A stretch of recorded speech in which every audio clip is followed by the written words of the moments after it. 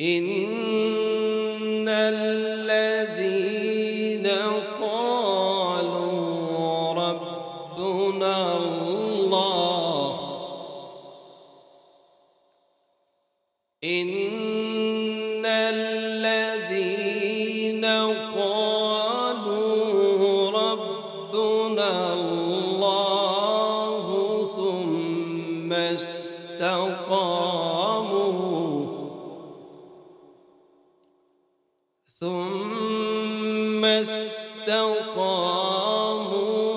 تتنزل عليهم الملائكة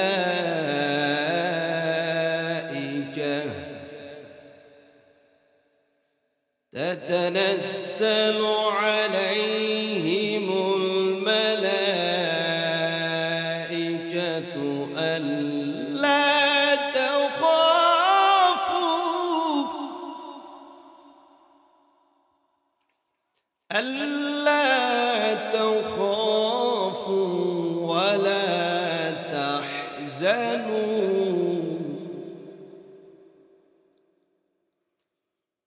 ألا تخافوا ولا تحزنوا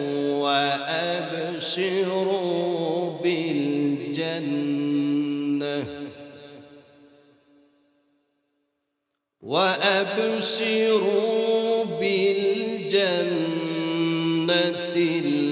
التي كنتم توعدون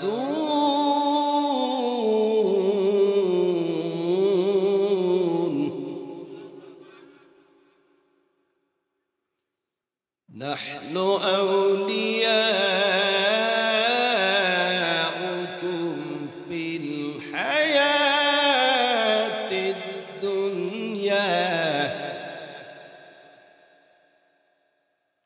نحن أولياؤكم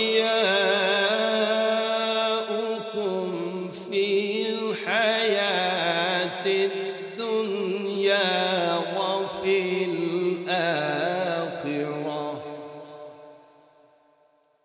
ولكم فيها ما تشتهي أنفسكم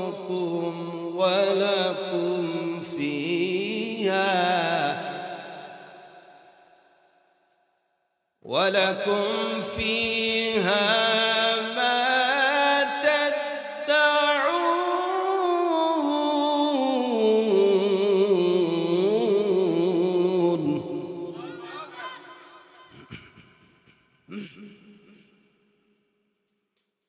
نزلا من غفور رحيم نزلا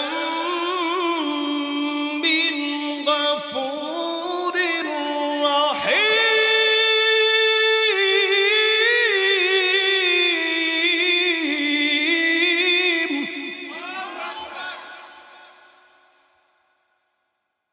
صدق الله العظيم وصدق رسوله النبي الكريم ونحن على ذلك من الشاهدين والشاكرين والحمد لله رب العالمين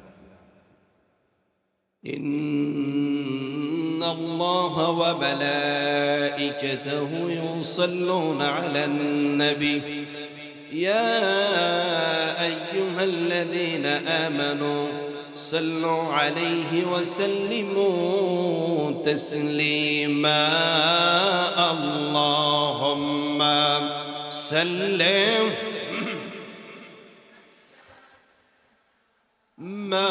مولانا محمد وعلى آل سيد مولانا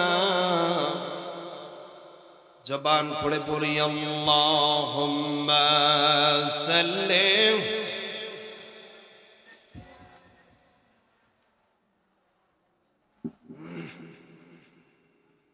وعلى آل سيدنا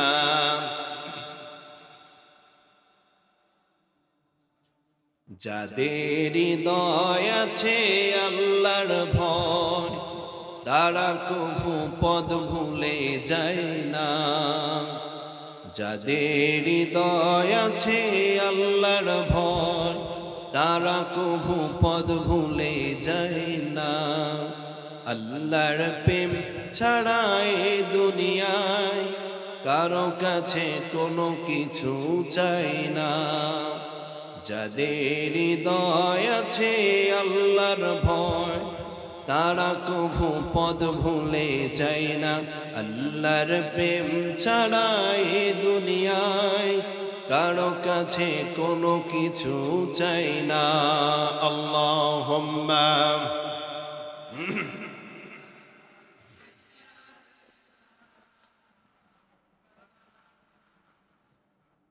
وعلى آل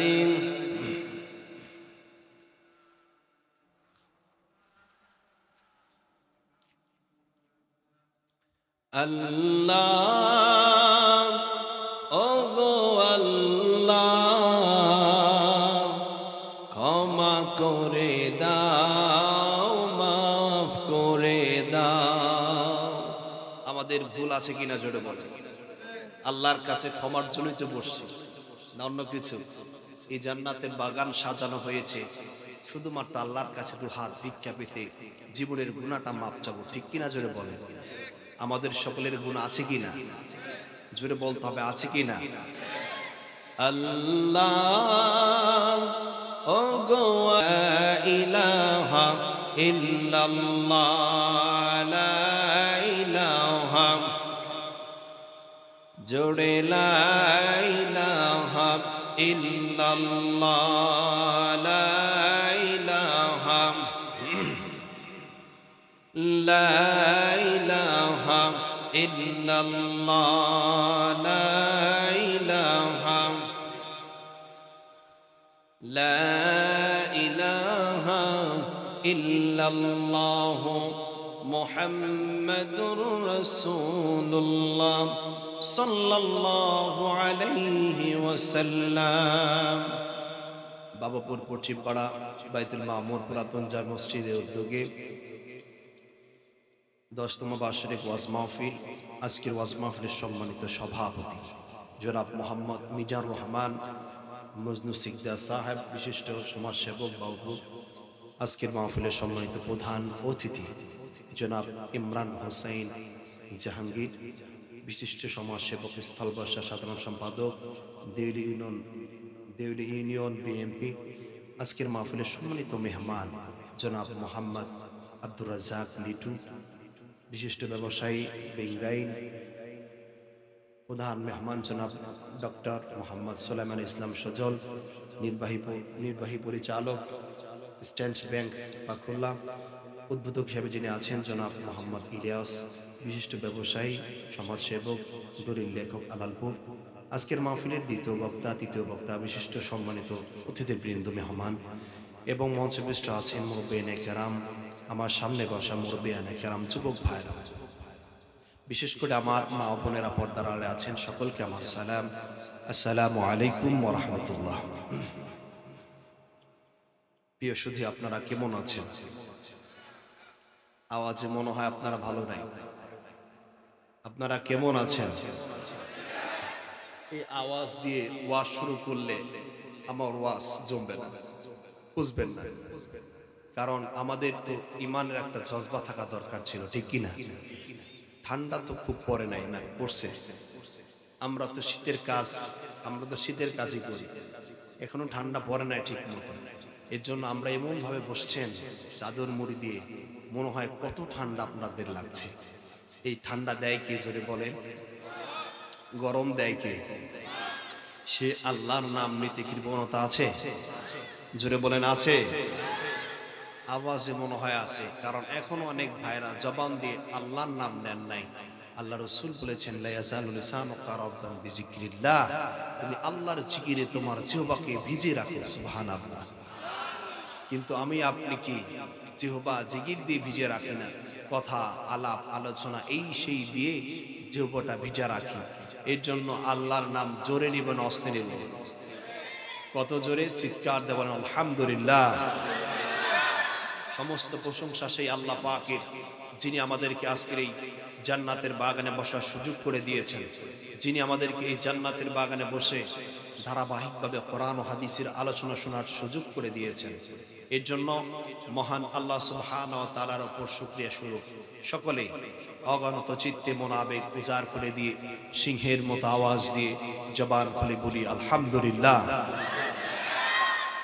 লক্ষ কোটি দুরুদ ও সালাম সৃষ্টিকুলের সভাপতি শামসুল হিদায়াহ বদরুদ্দুজা সৈয়দ সাকালাইন ইমামুল মুরসালিন খাতামুন নবীন আল মুরসালিন আফতাবে নবুওয়াত শাহনশাহে রিসালাত হুজুর আকরাম নূর মুদাসসাম নূর আলা নূর হাবিবিনা শফিয়ানা মাওলানা মুহাম্মদ সাল্লাল্লাহু আলাইহি ওয়াসাল্লামের উপর, যাকে আল্লাহ পাক আজ থেকে ১,৫০০ বছর পূর্বে মক্কার জমিনে প্রেরণ করেছেন।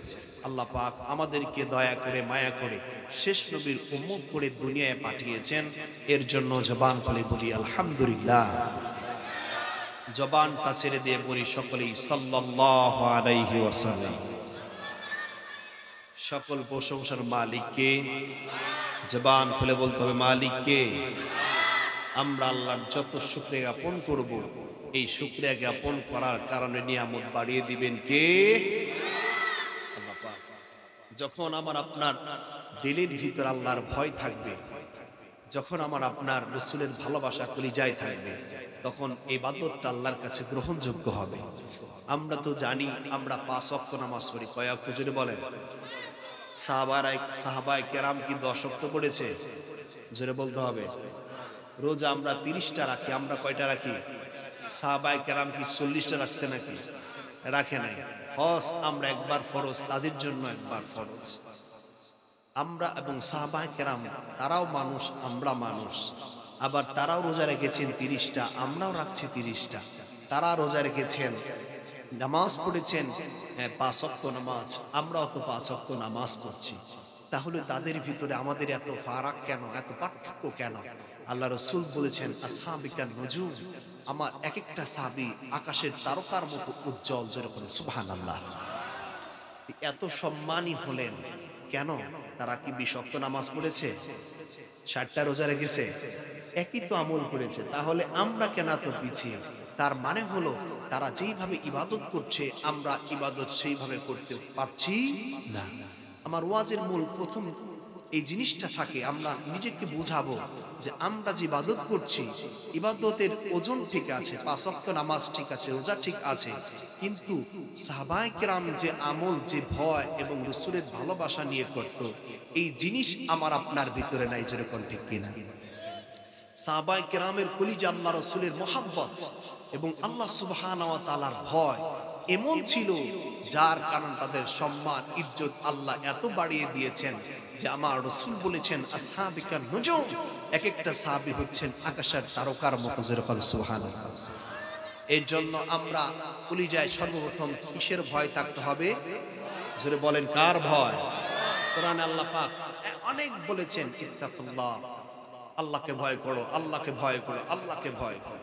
কারণ এই মানুষ যখন আমরা আল্লাহকে ভয় করা শিখে যাব, তখন এই হাত দিয়ে চুরি করা যাবে না, এই জবান দিয়ে গালি বের হবে না, এই হাত দিয়ে আমি আরেকজনের সম্পদ লুটে খেতে পারবো না, এই জবান দিয়ে মানুষকে গালি দিতে পারবো না, এই জবান দিয়ে মানুষের কলিজায় আঘাত দিতে পারবো না। তাহলে ভয় যদি আল্লাহর থাকে, তাহলে এই মানুষটা এমনি এমনি ভালো হয়ে যায়। এর জন্য আমার আপনার পার্থক্য একটাই, চেঞ্জ করতে হবে ওই জিনিসটা, পরিবর্তন করতে হবে ওই জিনিসটা। সেটা হচ্ছে আমার আপনার ভিতরে আল্লাহর ভয় এবং রাসূলের মহব্বত। যেরকম সুবহানাল্লাহ। যখনই আমরা আল্লাহর ভয় এবং রাসূলের মহব্বত ঠিক মতো পূর্ণাঙ্গ আনতে পারবো, তখন আমরা যা ইবাদত করব, ওই ইবাদত আল্লাহর দরবারে গ্রহণযোগ্য হবে। সুবহানাল্লাহ। এর জন্য প্রথম যে জিনিসটা সেটা হচ্ছে আল্লাহর ভয়। আমরা ভয় নিয়ে কথা বলবো। আল্লাহকে যদি ভয় পেতে চাই, তাহলে আল্লাহকে চিনতে হবে, আল্লাহর সৃষ্টি জগৎ নিয়ে চিনতে হবে, আল্লাহ কি বানিয়ে রেখেছেন আমার আপনার জন্য, সেগুলি একটু খেয়াল করতে হবে। এই যে আল্লাহ পাক এই দুনিয়াটা সাজিয়েছেন, কার জন্য সাজিয়েছেন? জোরে বলেন। আমাদের জন্য সাজিয়েছেন। যা কিছু রয়েছেন, আল্লাহ যা কিছু সাজিয়েছে সব আমার আপনার জন্য সাজিয়েছে। আমার আল্লাহ চায় এই বান্দাকে এত কিছু আমি সাজিয়ে দিয়েছি, আমি বান্দার কাছে কিছু চাই না, এই বান্দা শুধু এই নিয়ামত পেয়ে শুধু জবান দিয়ে বলবে আলহামদুলিল্লাহ। আমরা এই আলহামদুলিল্লাহ বলতেও চাই না, ঠিক আছে কিনা ভাই? আমরা 3 ওয়াক্ত খাবার খাচ্ছি, এরপরে বলছি আরেকটু খেতে পারলে কত ভালো হতো। আমাদের শুকরিয়া জ্ঞাপন নাই। এর জন্য সকল ক্ষেত্রে শুকরিয়া জ্ঞাপন করব কার? মহান রব্বুল আলামিন আমার আপনাকে এত সুন্দর নিয়ামত দান করেছেন, এত সুন্দর আল্লাহ পাক নিয়ামত দান করেছেন, যে নিয়ামতের কথা যখন বান্দা চিন্তা করবে, বান্দা যখন নিয়ামতের কথা চিন্তা করবে, এই নিয়ামতের কথা চিন্তা করে বান্দা আল্লাহ পাকের দরবারে সিজদায় পড়ে যাবে। আমি আপনি আল্লাহর নিয়ামতের কথা চিন্তা করি না। আল্লাহ রাব্বুল আলামিন কোরআনে কারিমে বলেছেন, আমি আল্লাহ পাক রব্বুল আলামিন সব কিছু দিয়েছি, এই সব কিছু যে আমি আল্লাহ দিয়েছি, এর জন্য আমি আল্লাহ আমার প্রশংসা করো, আমি আল্লাহ রাব্বুল আলামিন তোমার নিয়ামতকে বাড়িয়ে দিব।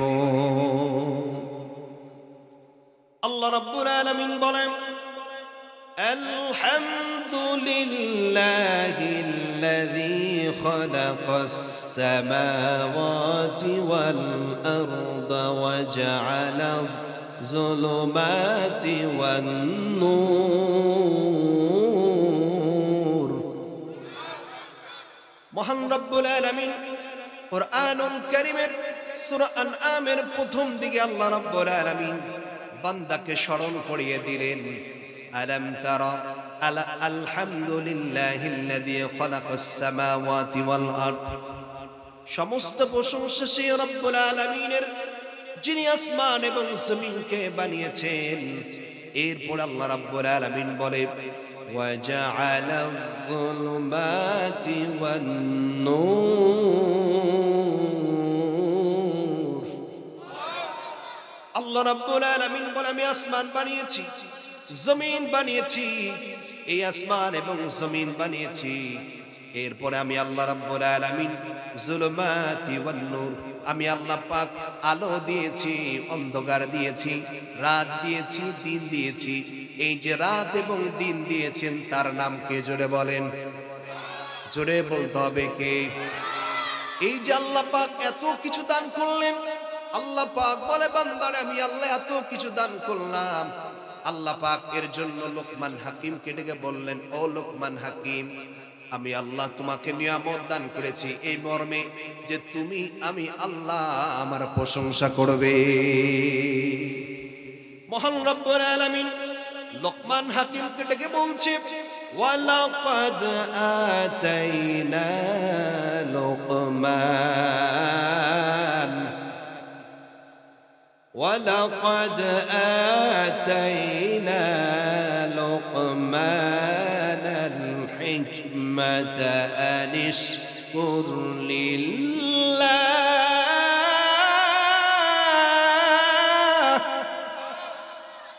আল্লাহ পাক দেখি বললেন, লোকমান হাকিম, আমি আল্লাহ তোমাকে যে নিয়ামত দান করলাম এই মর্মে যে তুমি আমি আল্লাহ আমার জন্য, আমি আল্লাহ আমার ব্যাপারে তুমি শুকরিয়া জ্ঞাপন করবা।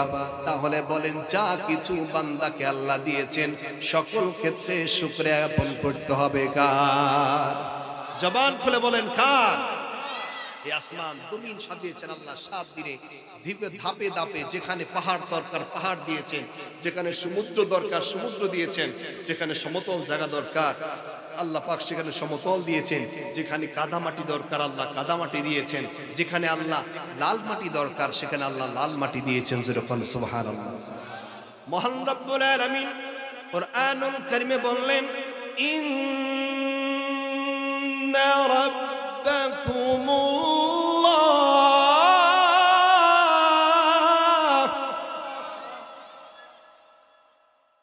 الذي خلق السماوات والأرض في 6 أيام।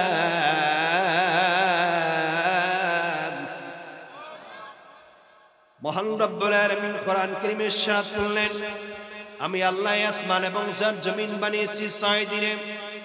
এরে বান্দা, যেখানে আমি আল্লাহ পাহাড় দরকার সেখানে পাহাড় দিয়েছি, যেখানে আমি আল্লাহ সমতল জায়গা দরকার সেখানে সমতল করে দিয়েছি। না হয় এই কৃষক মানুষগুলি ধান রোপণ করবে কিভাবে? আল্লাহ পাক বলে আমি আল্লাহ রিজিকের ব্যবস্থা করে দিয়েছি, পাহাড় দিয়েছি। পাহাড়গুলি কিরকম দেখেন ও বন্ধুরা আমার, পাহাড় কে কে দেখেছেন হাত তুলেন। পাহাড় দেখছেন আপনারা? আলহামদুলিল্লাহ, হাত নামান। ভারতে রয়েছে হিমালয় পর্বত। কি পর্বত জোরে বলেন? হিমালয় পর্বত। এর উচ্চতা হলো 29,000 ফিট। সুবহানাল্লাহ বলবেন না? 29,000 ফিটেরও আরো বেশি, মানে হলো 8 কিলোমিটারেরও বেশি। সুবহানাল্লাহ বলবেন না? এই যে পাহাড়, আল্লাহ এত উঁচু পাহাড় বানিয়েছেন, মেঘ দেখা যায় আকাশে, সেই মেঘ পর্যন্ত পাহাড়ের উপর দিয়ে যেতে পারে না, নিচ দিয়ে যেতে হয়। এত বড় সুবিশাল আল্লাহ পাহাড় বানিয়েছেন। আবার পাশে আল্লাহ এত গহীন সমুদ্র বানিয়ে রেখেছেন। বিজ্ঞান বলছে এই পাহাড়কে যদি ধরে উল্টো দিকে যদি আটলান্টিক মহাসাগর, প্রশান্ত মহাসাগরের ভিতরে রেখে দেওয়া যায়, এই আটলান্টিক এবং প্রশান্ত মহাসাগরের নিচে চলে যাবে। এই 8.5 কিলোমিটার এত বড় পাহাড় আল্লাহ পাকের জমিনে রেখেছেন, যে জমিনের পাহাড়টা পানির নিচে চলে যাবে। আল্লাহু আকবার। আল্লাহ পাক বলে বান্দারে আমি আল্লাহ পাহাড় দিয়েছি, কারণ হলো বান্দা যখন জমিনে হাঁটবে না হলে তো জমিন নড়াচড়া করবে। আমি আল্লাহ জমিনকে অটল রাখার জন্য আমি আল্লাহ প্যারাক দিয়ে দিলাম। সেই প্যারাকের নাম আল্লাহ পাহাড়। আল্লাহ পাক ব্যবস্থা করলেন যাতে করে কোনো পাহাড়ের কারণে যাতে করে কোনো জমিন নড়াচড়া না করে। আল্লাহ পাহাড় দিয়ে জমিনকে স্থির করে দিলেন। এই যে জমিনকে স্থির করে দিলেন, কে জোরে বলেন? আল্লাহ পাক বলেন আলাম নাজআলিল আরদা মিহাদা ওয়াল জিবালা আওতাদা। আল্লাহ পাক বলে আমি আল্লাহ এই যে পাহাড় দিলাম, এই যে বিশাল পাহাড় দিলাম, এই পাহাড় দিলাম বান্দারে, জমিন তো নড়াচড়া করবে, আমার বান্দা জমিন ইবাদত করবে। এই যে জমিনে আমি আল্লাহ দিলাম কারণ একটাই, এই জমিন যেন নড়াচড়া না করে, আমার বান্দা খেজমত করবে। আশরাফুল মাখলুকাতের সব মাখলুক তাকে খেজমত করবে, তার খেজমতের জন্য আমি আল্লাহ ফিট করে দিয়েছি। এই যে জমিন আল্লাহ পাক বানিয়েছেন, এইভাবে করে এই যে আমার আপনার পা থেকে মাথা পর্যন্ত সব কিছু দিয়েছেন। কে জোরে বলেন? জোরে বলতে হবে কে? মহান রব্বুল আলামিন কুরআনুল কারীমে বললেন আলাম নাজআল লাহু আইনাইন।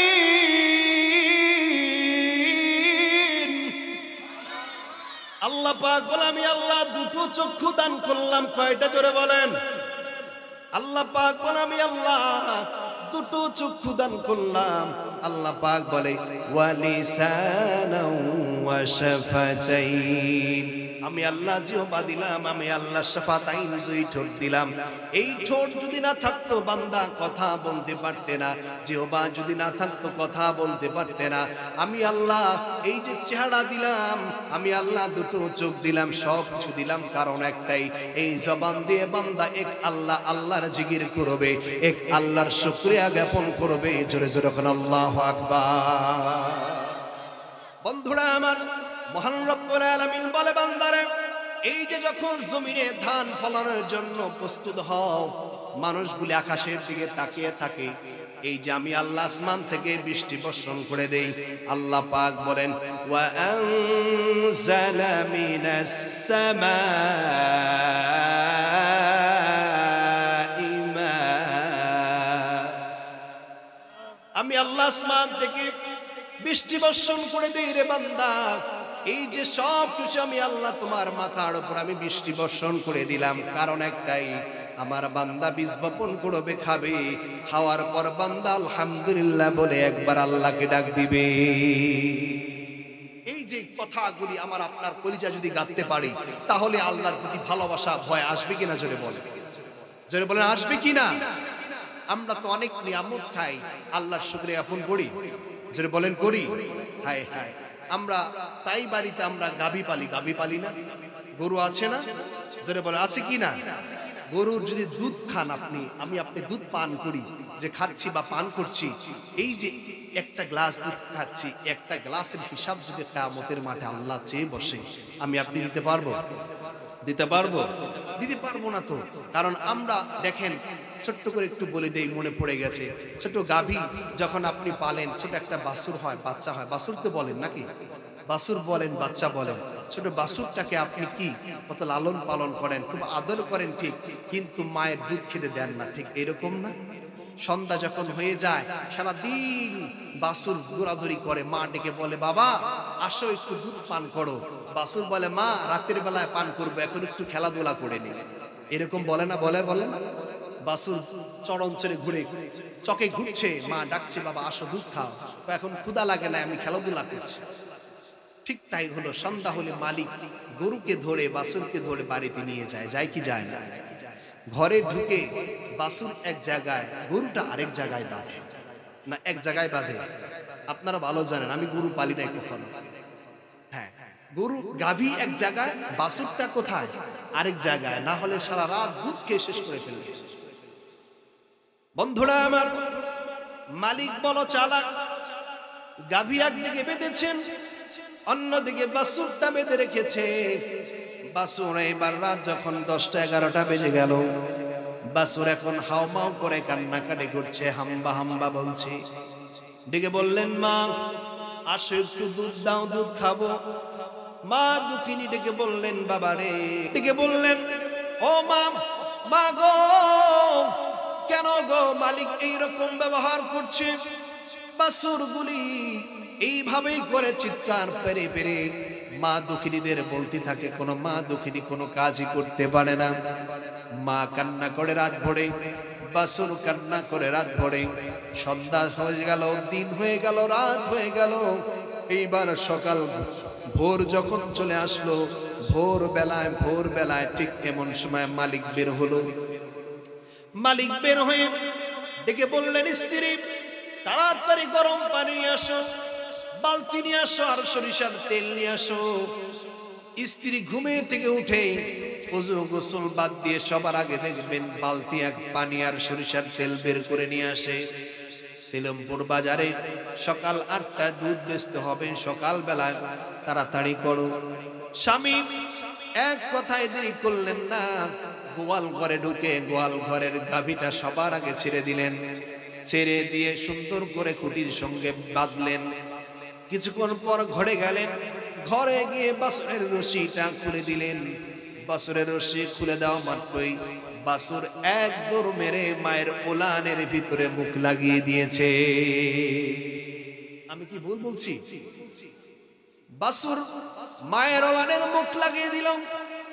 মা দুঃখিনী বাছুরকে দুধ দিবে, ঠিক এমন সময় মালিক পিছন দিক থেকে এসে বাছুরের রশিটা টেনে ধরেন কিনা জোরে বলেন। বাছুরের রশিটা টেনে ধরেন। এরপরে স্ত্রী যখন তেল আর গরম পানি আর বালতি নিয়ে আসে, এইবার স্ত্রী যখন নিচে বসে, এবার মালিক বাছুরকে একবার ছেড়ে দেয়, গাভীর বোটার মুখ দিয়ে চু চু করে টানে, আর ধীরে ধীরে মায়ের ওলানের দুধ আসতে শুরু করে। মালিক কিছুক্ষণ পর আবার মুখটা সরিয়ে দিয়ে আরেক ওলানের ভিতরে মুখ লাগিয়ে দেয়, ওটাও টানতে থাকে। কিছুক্ষণ পর মুখটা টান দিয়ে আরেকটার মুখে লাগিয়ে দেয়। তৃতীয় নাম্বারটাও মুখ দিয়ে যখন টানতে থাকে, ওলানে দুধ আসতে শুরু করে। চতুর্থ নাম্বার জায়গায় আবার মুখ দিয়ে দেয়, আবার টানতে থাকে, ওলানটা ফুলে যায়। এইবার যখন পুরোপুরি ওলান ফুলে গেল, দুধ দেওয়ার জন্য প্রস্তুত হয়ে গেল, এইবার দেরি করলো না, মালিক বাছুরটা টান দিয়ে গাভীর মুখের সামনে বেঁধে রেখে দেয়। জোরে কোন ঠিক কিনা? গাভী চিন্তা করে কেমন হলো। স্ত্রী তাড়াতাড়ি ওলানটা ধুয়ে দিলেন, দুধ দহন করতে শুরু করলো। বাছুর ডেকে বললেন, মা কেন গো মা, রাতের বেলায় দুধ দিলা না? সকালবেলা একটু দুধ দিবা, সেখানেও তুমি আমাকে দুধ দিলা না রে মা। মা দুঃখিনীটিকে বলছেন, বাবা রে কিভাবে আমি দুধ দেব, আমার মালিক তো বেঁধে রেখেছে, তোমাকেও বেঁধে রেখেছে, কিভাবে দুধ দেবো রে বাচ্চা। বাচ্চা ডেকে বললেন, মা এইভাবে করে আর কয়দিন, আমি তো না খেয়ে আছি। এই মানুষগুলো এত নিষ্ঠুর কেন, এই মানুষগুলো এত নিষ্ঠুর কেন?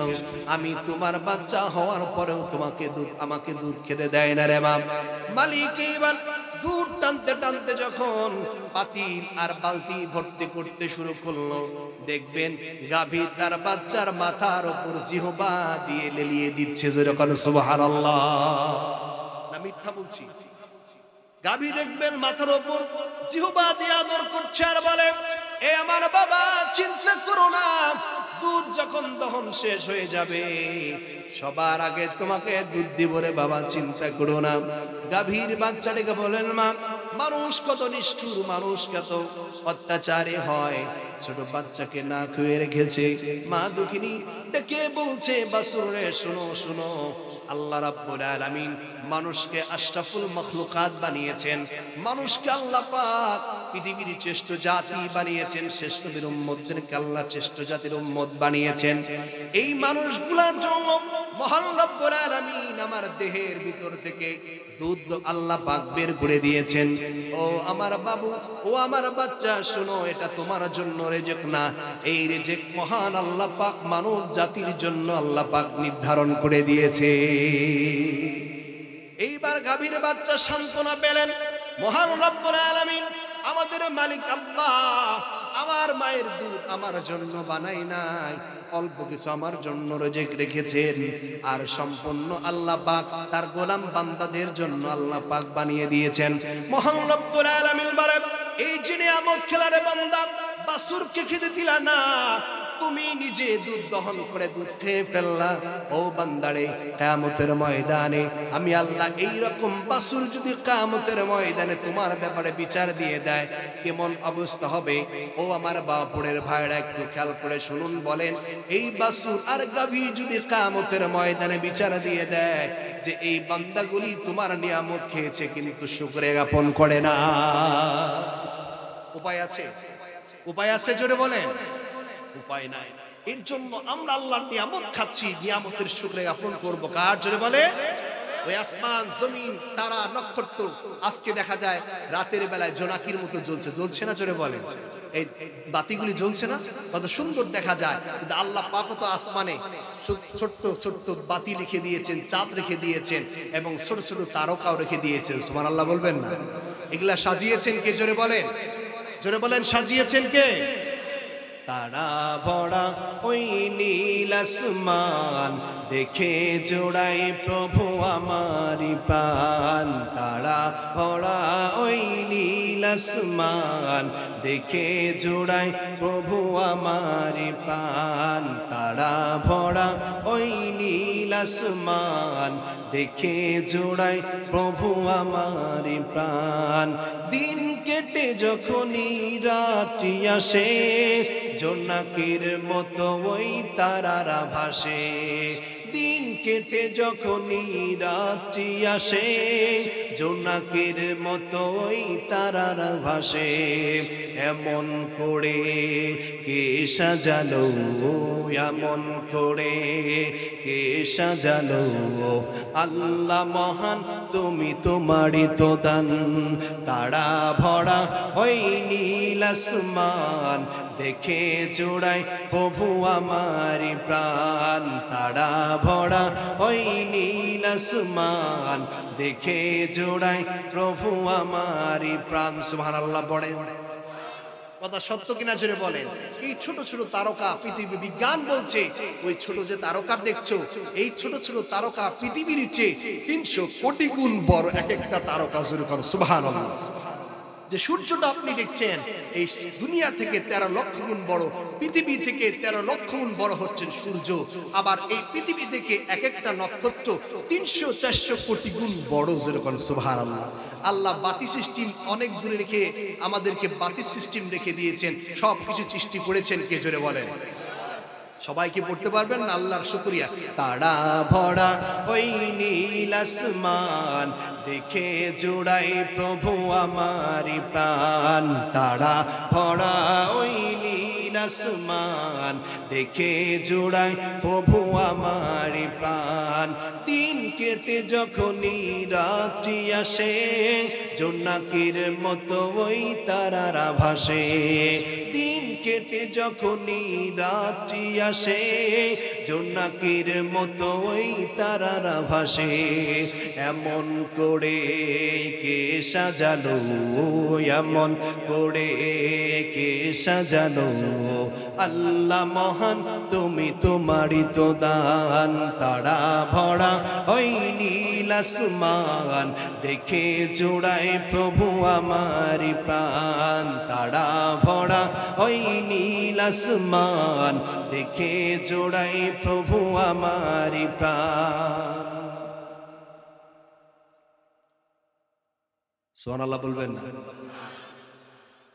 দিন কেটে যখনই রাত্রি আসে, দিন কেটে যখনই রাত্রি আসে, সকল পাখিরা জিগির করে, সকল পাখিরা জিগির করে।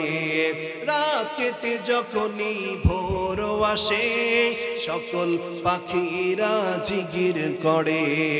এমন জিগির কে শিখালো, এমন জিগির কে শিখালো, আল্লাহ মহান তুমি, তোমারই তো দান। তারা ভরা ওই নীল আসমান, দেখে জোড়াই প্রভু আমারি প্রাণ। তারা ভরা ওই নীল আসমান, দেখে জোড়াই প্রভু আমারি প্রাণ। ভোর কেটে যখনই দিন আসে, সূর্য মামা ওই আকাশে ভাসে। ঠিক কিনা বলেন? ভোর কেটে যখনই দিন আসে, সূর্য মামা ওই আকাশে ভাসে। এমন করে কে সাজালো, এমন করে কে উঠালো, আল্লাহ মহান তুমি, তোমারই তো দান। তারা ভরা ওই নীল আসমান, দেখে জোড়াই প্রভু আমারি প্রাণ। তারা ভরা ওই নীল আসমান, দেখে জোড়াই প্রভু আমারি প্রাণ। আল্লাহু আকবার বলেন। আমি কি আপনাদের কষ্ট দিচ্ছি? বন্ধুরা আমার, বান্দা যখন আল্লাহর শুকরিয়া জ্ঞাপন করে, আল্লাহর হাবিব মেরাজে গিয়েছেন। মেরাজে গিয়ে আল্লাহ রাব্বুল আলামিন জান্নাত ঘুরে ঘুরে দেখছেন। জান্নাতের ভিতর আল্লাহ রাব্বুল আলামিন একটা জায়গা রেখে আলাদা রেখে দিয়েছেন, যে এলাকাটা সংরক্ষিত এলাকা। সুন্দর করে আল্লাহ পাক সাজিয়ে রেখেছেন। মুক্তা খচিত বাঁশ দিয়ে আল্লাহ পাক, আল্লাহ মণি মুক্তা দিয়ে ছোট্ট একটা বালাখানা আল্লাহ পাক জান্নাতের ভিতরে বানিয়েছেন। যে জান্নাত আল্লাহ পাক বানিয়েছেন, এই জান্নাতের ভিতরে আবার আল্লাহ পাক স্পেশাল করে আল্লাহ পাক বালাখানা বানিয়ে রেখেছেন। আল্লাহর হাবিব বলেন, জিবরাইল রে, আমার আল্লাহ পাক জান্নাত রেখেছেন, জান্নাতের ভিতরে আবার বালাখানা কেন? আল্লাহ রাসূলকে জিজ্ঞাসা করলেন। আল্লাহ রাসূল বললেন, জিবরাইল, কেন আলাদা করে বালাখানা আল্লাহ পাক বানিয়ে রেখেছেন? জিবরাইল বলেন, ইয়া রাসূলুল্লাহ, ইয়া হাবিব আল্লাহ, নবী গো, মহান রব্বুল আলামিন জান্নাত সাজিয়েছেন, জান্নাতের ভিতরে বালাখানা বানিয়েছেন আল্লাহ ওর জন্য, যারা নাকি মহান আল্লাহ পাকের এই দুনিয়াতে আল্লাহর নিয়ামত পেয়ে বান্দাগুলি খুশি হয়ে আলহামদুলিল্লাহ বলবে, কিয়ামতের ময়দানে ওই সকল বান্দাদের আল্লাহ জান্নাত দিবে। জান্নাত তো দিবে রে বান্দা, আমার আল্লাহ জান্নাতের ভিতরে বালাখানাও দান করে দিবে। আল্লাহর হাবিব বলেন, দুনিয়ার বাসী শোনো, কোন উম্মত যদি একবার আলহামদুলিল্লাহ বলে, একবার যদি সুবহানাল্লাহ বলে, আল্লাহর হাবিব বলেন, আসমান এবং জমিনের যত খালি জায়গা আছে মহান রব্বুল আলামিন আমার আপনার আমলনামায় এত পরিমাণ সওয়াব দিবেন। আসমান এবং জমিনের যত খালি জায়গা আছে আল্লাহ পাক এই খালি জায়গাকে আল্লাহ সওয়াব দিয়ে ভরপুর করে দিবে। আমার আল্লাহ পাক আমার আপনার জন্য এত নিয়ামত রেখেছেন, এর জন্য সেই রব্বুল আলামিনের ভয়, আমার রাসূলের ভালোবাসা লাগবে কিনা জোরে বলে, লাগবে কিনা জোরে বলে। মহান রব্বুল আলামিন কোরআনুল কারীমে বললেন, ইন্নাল্লাযীনা ক্বালু রাব্বুনা আল্লাহ,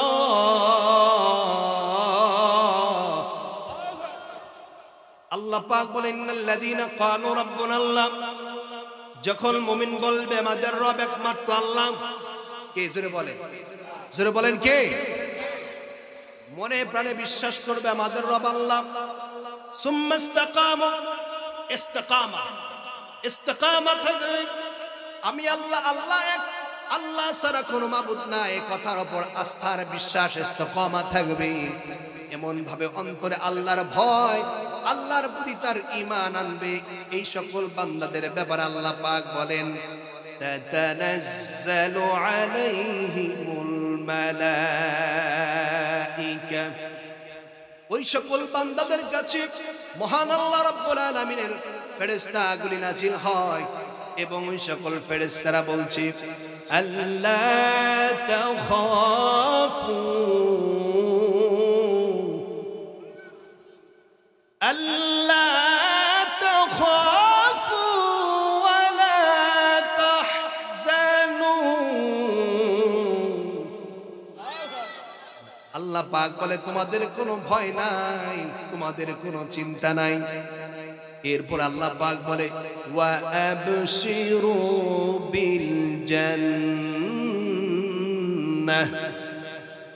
আল্লাহ পাক বলে ওয়া আবশিরু বিল জান্নাহ, তোমাদের জন্য সুসংবাদ হলো আল্লাহ পাকের জান্নাত। এরে বান্দা, মুমিন যদি হয়ে যাও, তাকওয়াবান যদি হয়ে যাও রে বান্দা, তোমাদের জন্য জান্নাত রেখে দিয়েছি। এই জান্নাত তোমাদের জন্য সাজিয়ে রেখেছি, শুধুমাত্র অনুমতি পাবে তোমাদের জন্য আল্লাহ জান্নাত রেখে দিয়েছেন। সোজা আল্লাহ পাকের জান্নাতে চলে যাবা। জান্নাতটা কেমন আল্লাহর হাবিব বলেছেন, জান্নাতের একটা রড, একটা রডের দাম আল্লাহ পাক তামাম পৃথিবীর ভিতরে দেয় না। তাহলে মনে প্রাণে আল্লাহকে সুম্মাস্তাকামু, অন্তরের ভিতরে এমন ভাবে আল্লাহর ভয়, আল্লাহকে মানতে হবে যে ভয়টা ছিল সাহাবায়ে কেরামের। সুবহানাল্লাহ। আমি আগেই বলে নিয়েছি আপনাদেরকে, ৫ ওয়াক্ত নামাজ তো আমরা পড়েছি নাকি? সাহাবায়ে কেরাম তো ৫ ওয়াক্ত পড়ছে না, বেশি পড়েছে? ২০ ওয়াক্ত পড়েছে। রোজা আমরা কয়টা রাখি? যেটা বলে ৩০টা। তারা কি ৪২টা রাখছে নাকি? তারাও তো রোজায় রেখে। আমরা তাহাজ্জুদ করি, সাহাবায়ে কেরাম তাহাজ্জুদ করেছেন। এত পার্থক্য কেন? কারণ তাদের দিলের ভিতর যে আল্লাহর ভয় ছিল, ইস্তিকামা ছিল, ওই জিনিসটা আমার আপনার নাই। এর জন্য আমাদের আদর্শ হলো সাহাবায়ে কেরাম। সুবহানাল্লাহ। বন্ধুরা আমার, আমাদের আদর্শ সাহাবায়ে কেরাম, এটা যখন বুঝতে পারবো কেমন আদর্শ, কেমন সাহাবায়ে কেরামের আদর্শ ছিল, একটু শুনুন। আল্লাহ রাসূল সাল্লাল্লাহু আলাইহি সাল্লাম দিনের কাজ যখন শুরু করলো মক্কি জীবনে, এই মক্কা জীবনে এমন অবস্থা, যেখানেই যাচ্ছে কালেমার দাওয়াত দেওয়ার জন্য, কেউ তো গ্রহণ করছে না, উল্টো আল্লাহ রাসূলের শত্রুতা সবাই করা শুরু করে গেল, দাঁড়িয়ে গেল। আল্লাহর হাবিব সাল্লাল্লাহু আলাইহি ওয়াসাল্লাম কালেমার দাওয়াত দিচ্ছেন, সাহাবায়ে কেরাম কিছু মানুষ মুসলমান হলো, এইভাবে করে চলতে শুরু হলো। এমন হলো যে চতুর্দিকে শুধু কালেমার আওয়াজ, কালেমার আওয়াজ, কিন্তু সবাই গ্রহণ করছে না। শুধুমাত্র কাফেরদের ভয়, উতবা, সাইবা, মুগীরা, আবু জেহেলের ভয়। নাউজুবিল্লাহ বলবেন। অনেকে মনে মনে ভালোবাসে কিন্তু মুখে বলতে পারে না, এরকম কথা আছে না?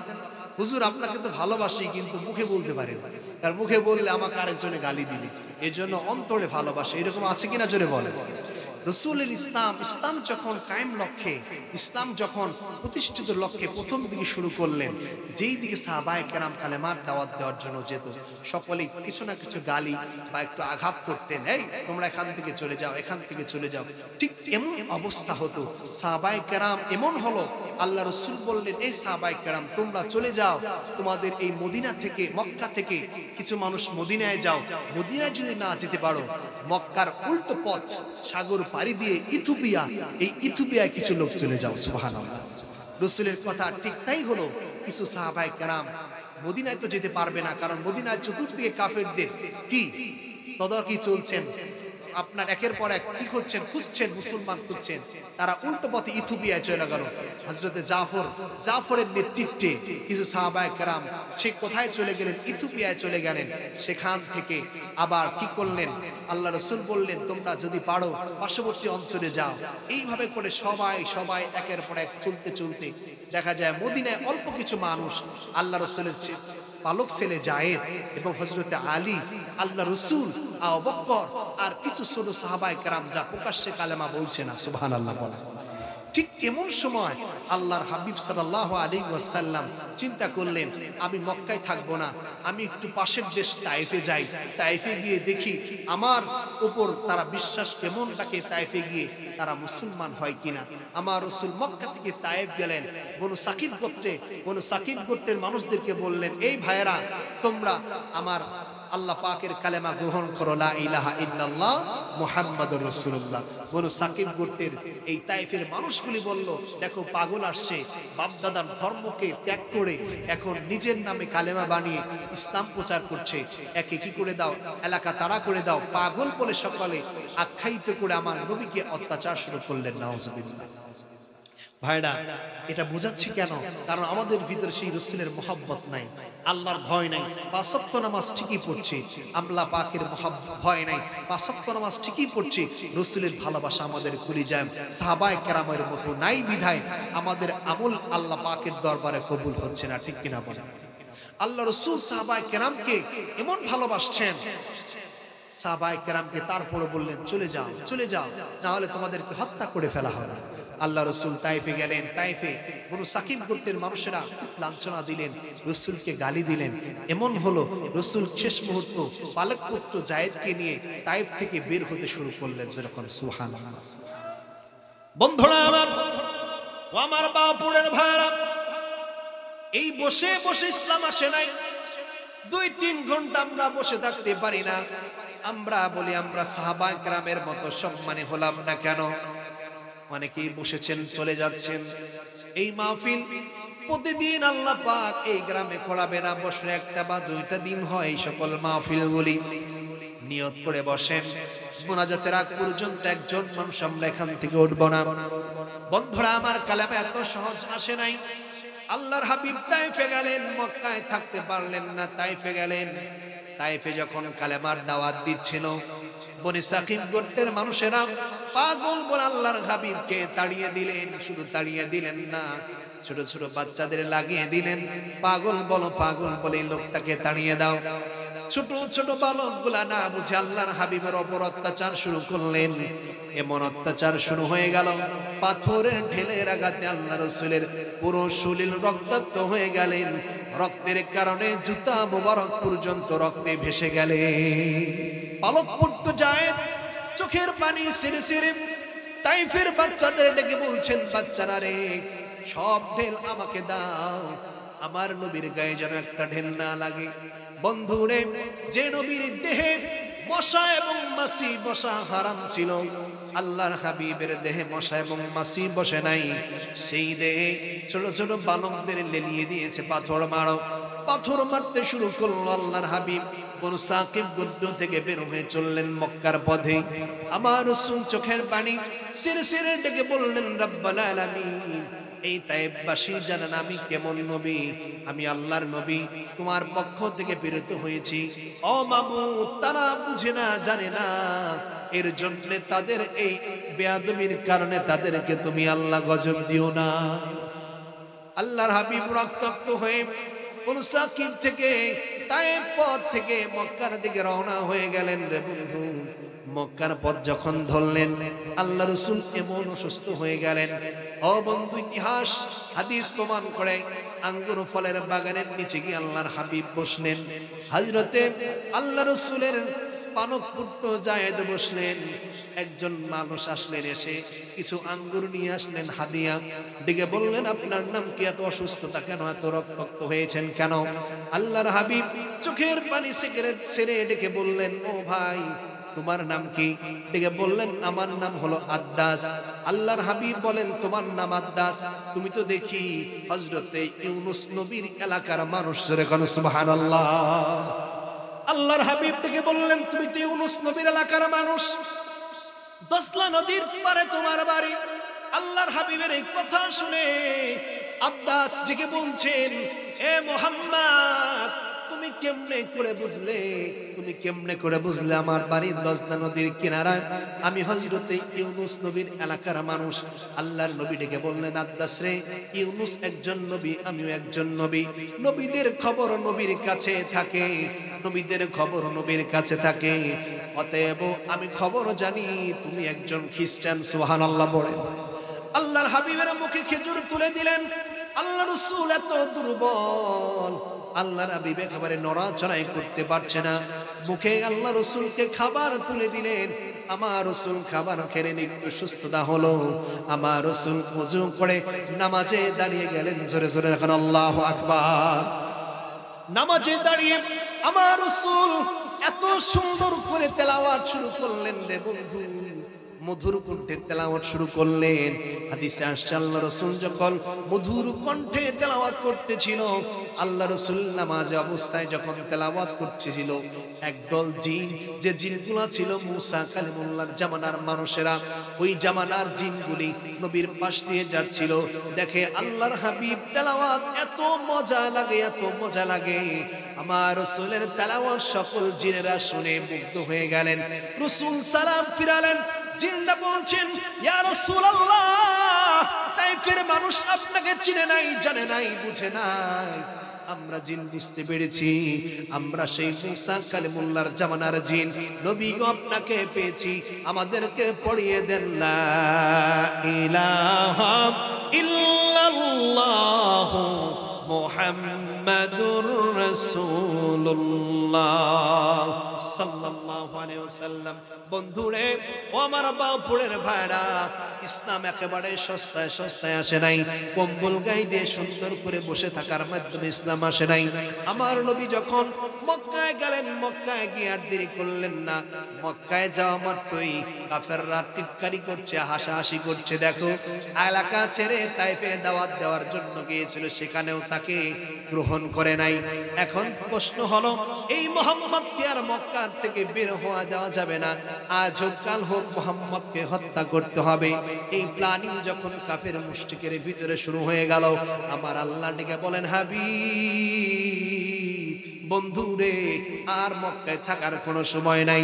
আমি আল্লাহ তোমার জন্য মদিনার জায়গাকে আমি আল্লাহ উত্তম মনে করি। ও আমার বন্ধু, যাও যাও, মক্কা থেকে হিজরত করে মদিনায় চলে যাও। রাসূলকে আল্লাহ পাক মক্কা থেকে মদিনায় হিজরতের কথা বলেছিলেন। মহান আল্লাহ রাব্বুল আলামিন তার হাবিব হযরত আবু বকরকে আগেই বলে দিলেন, আবু বকর রে, মক্কা থেকে মদিনায় হিজরত করতে হবে, তুমি প্রস্তুত আছো? প্রস্তুত থাকো, বাহন রেডি করো, খাবার রেডি করো। যে কোনো সময় আমরা রাতের বেলা মক্কা থেকে মদিনায় চলে যাব। মক্কা নগরে চতুর্দিকে সংবাদ হলো, আজকে রাতে মুহাম্মদকে ধরা হবে, ঘেরাও করে রাখা হবে, সকালবেলা তাকে হত্যা করা হবে। আরবের নিয়ম হলো, মানুষ, মক্কার মানুষেরা কাউকে রাতের বেলায় হত্যা করত না। রাসূলের ঘরের চতুর্দিক দিকে, আল্লাহ রাসূলের ঘরের চতুর্দিক দিয়ে তারা অবস্থান করতে শুরু করলো। আমার রাসূল ঘরে শুয়ে আছেন। হঠাৎ করে আল্লাহ রাসূলের চাচাতো ভাই, আল্লাহ রাসূলের সাহাবী হযরতে আলী আসলেন। এসে সালাম দিলেন, ইয়া রাসূলুল্লাহ, আমি হাজির। আল্লাহর হাবিব বললেন, আলী রে, আমার ঘরে তুমি তাশরীফ আনো, আমার ঘরে ঢুকো। আল্লাহ রাসূলের ঘরে সালাম দিয়ে ঢুকলেন। আলী ডেকে বললেন, বোন, আলী ডেকে বললেন, ইয়া রাসূলুল্লাহ, ইয়া হাবিবাল্লাহ, নবী গো, আপনার কাছে প্রশ্ন, আপনি নাকি মক্কা থেকে মদিনায় হিজরত করবেন? ইয়া রাসূলুল্লাহ, আমার প্রশ্ন হলো, আপনি মক্কা থেকে মদিনায় যে হিজরত করছেন, এটা কি আপনার হুকুমে, আপনার চিন্তায়, না কাফের মুশরিকের ভয়ে, না মহান আল্লাহ পাকের হুকুমে জানতে চাই? ইয়া রাসূলুল্লাহ, এটা কি আল্লাহর হুকুম হয়েছে, না মক্কার মানুষ থেকে আপনি ভয় পাচ্ছেন?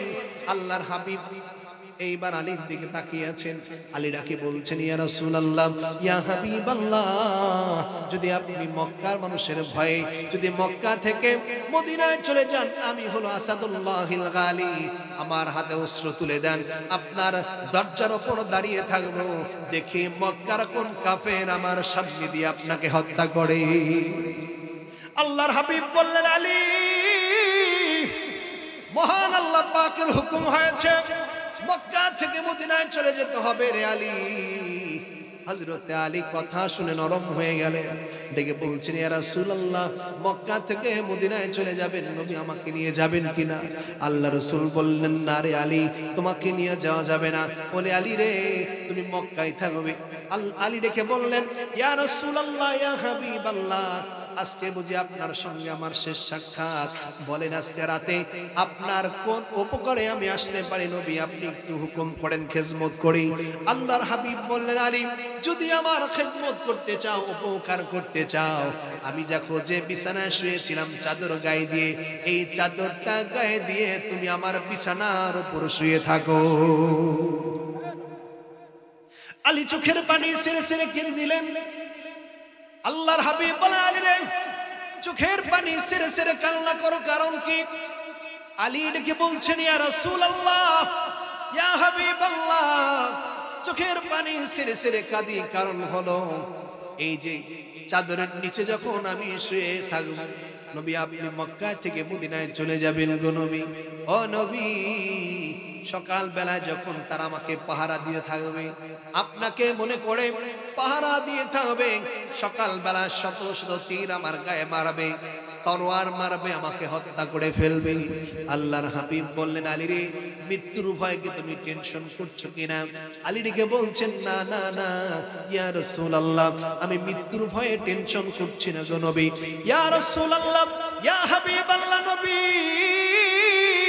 মৃত্যুর ভয়ে টেনশন করছি না রে আল্লাহর রাসূল, আমি যখন আপনার চাদর গায়ে দিয়ে শুয়ে থাকবো, আপনি তো মক্কা থেকে মদিনায় চলে যাবেন গো নবী।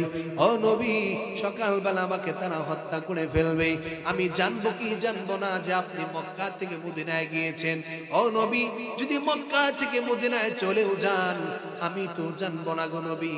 ও রাসূল, আমি একটা জিনিস চিন্তা করি, আপনি মক্কা থেকে মদিনায় যখন যাবেন, মক্কার হাজার হাজার উম্মত গুলাকে পেয়ে, ও রাসূল, আমাকে আলী আপনি ভুলে যাবেন, এই দুঃখে নবী আমি এখানে কাঁদছি।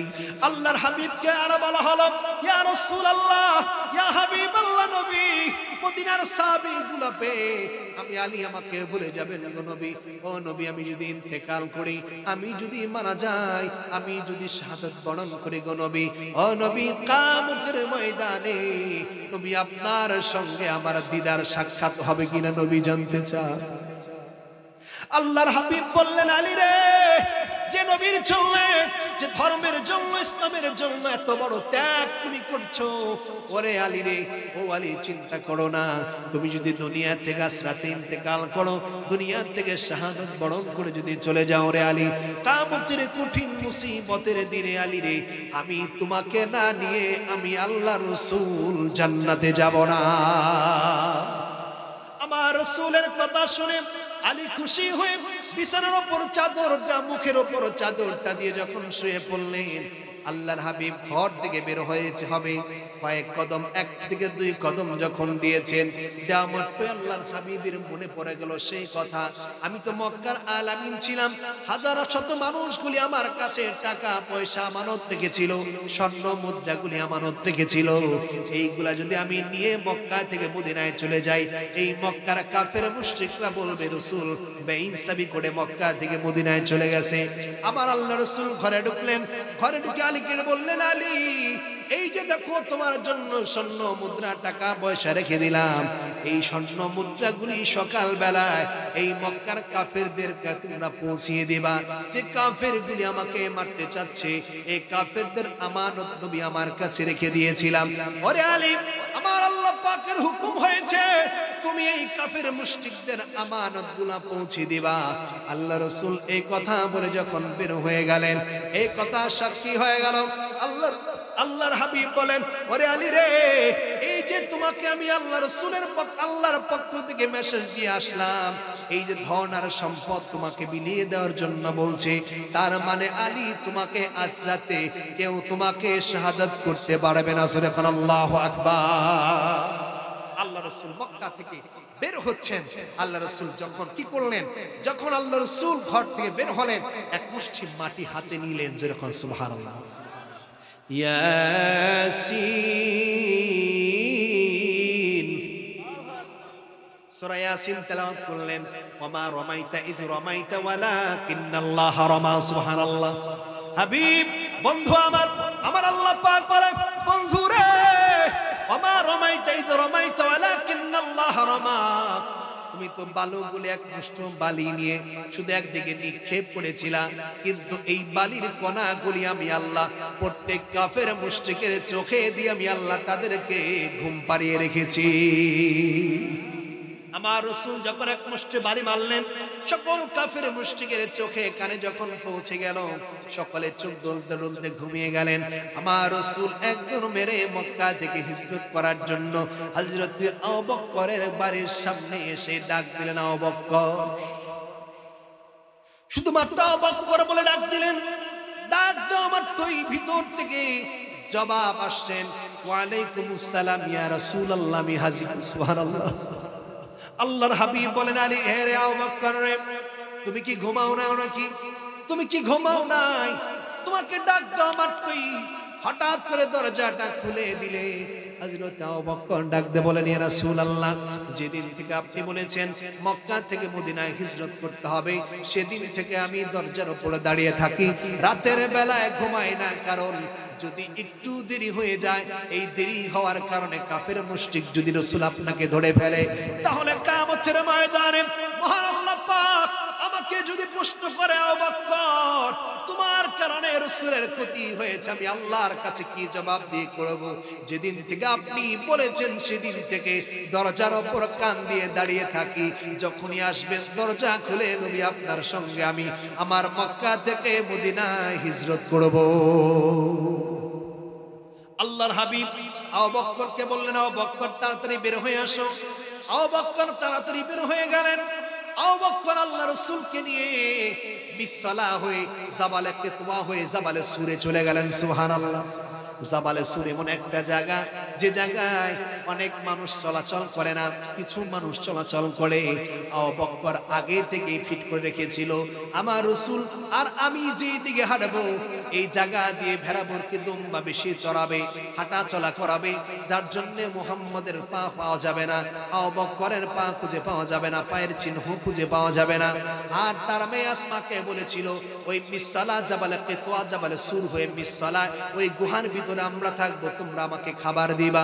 মেয়েকে বলেছিল খাবার দেওয়ার জন্য, আরেকজন গোলাম রেখেছিল, গোলামকে বলেছিল মক্কার চতুর্দিকে ভেড়াভর্তি সারাদিন শুধু হাঁটাবা, হাঁটানোর কারণে এই আমাদের পায়ের ছাপ কাফেররা বুঝতে পারবে না।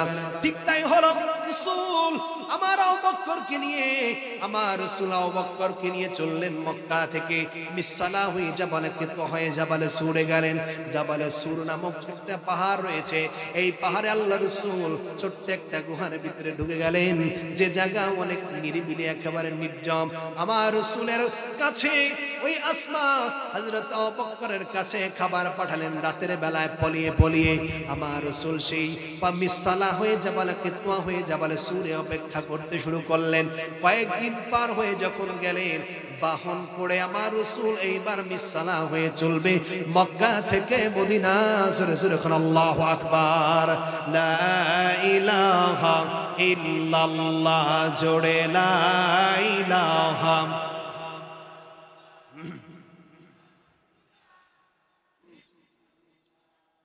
লা ইলাহা, জোরে লা ইলাহা।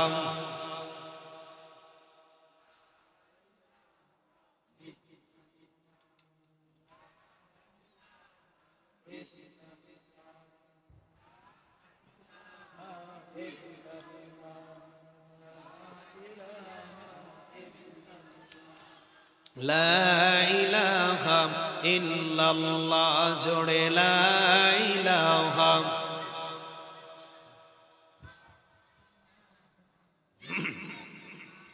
লা ইলাহা ইল্লাল্লাহ মুহাম্মাদুর রাসূলুল্লাহ সাল্লাল্লাহু আলাইহি ওয়াসাল্লাম। কষ্ট হচ্ছে বাবা? কষ্ট হচ্ছে? আর কিছুক্ষণ চলবে? জোরে বলেন, চলবে না ঘুমিয়ে যাবে? বাবা মৃত্যুবরণ করতে হবে কিনা? মৃত্যুবরণ যদি করি, এই যে আমাদের পাশে আমাদের মেম্বার সাহেব শুনলাম দুনিয়া থেকে বিদায় হয়েছে, বলেন এই মৃত্যুর কোনো বয়স আছে? কথা বলেন, মৃত্যুর কোনো বয়স আছে? যে কোনো সময় আমি আপনি দুনিয়া থেকে বিদায় হতে পারি। এ ভাই, জোয়ান আর বুড়ো মানুষ নাই। এখন যে যুগ, আমরা পোল্ট্রি খাচ্ছি, গরু খাচ্ছি, যা খাচ্ছি সব বিষ খাচ্ছি। এর জন্য এরকম চিন্তা করার সুযোগ নাই যে বুড়ো হলে এরপরে মরবো, এর আগে মরবো না। এটা সম্পূর্ণ ভুল। হায়াতের মালিককে জোরে বলেন। এই দুনিয়া আসছে শুধু স্বপ্নের মতো।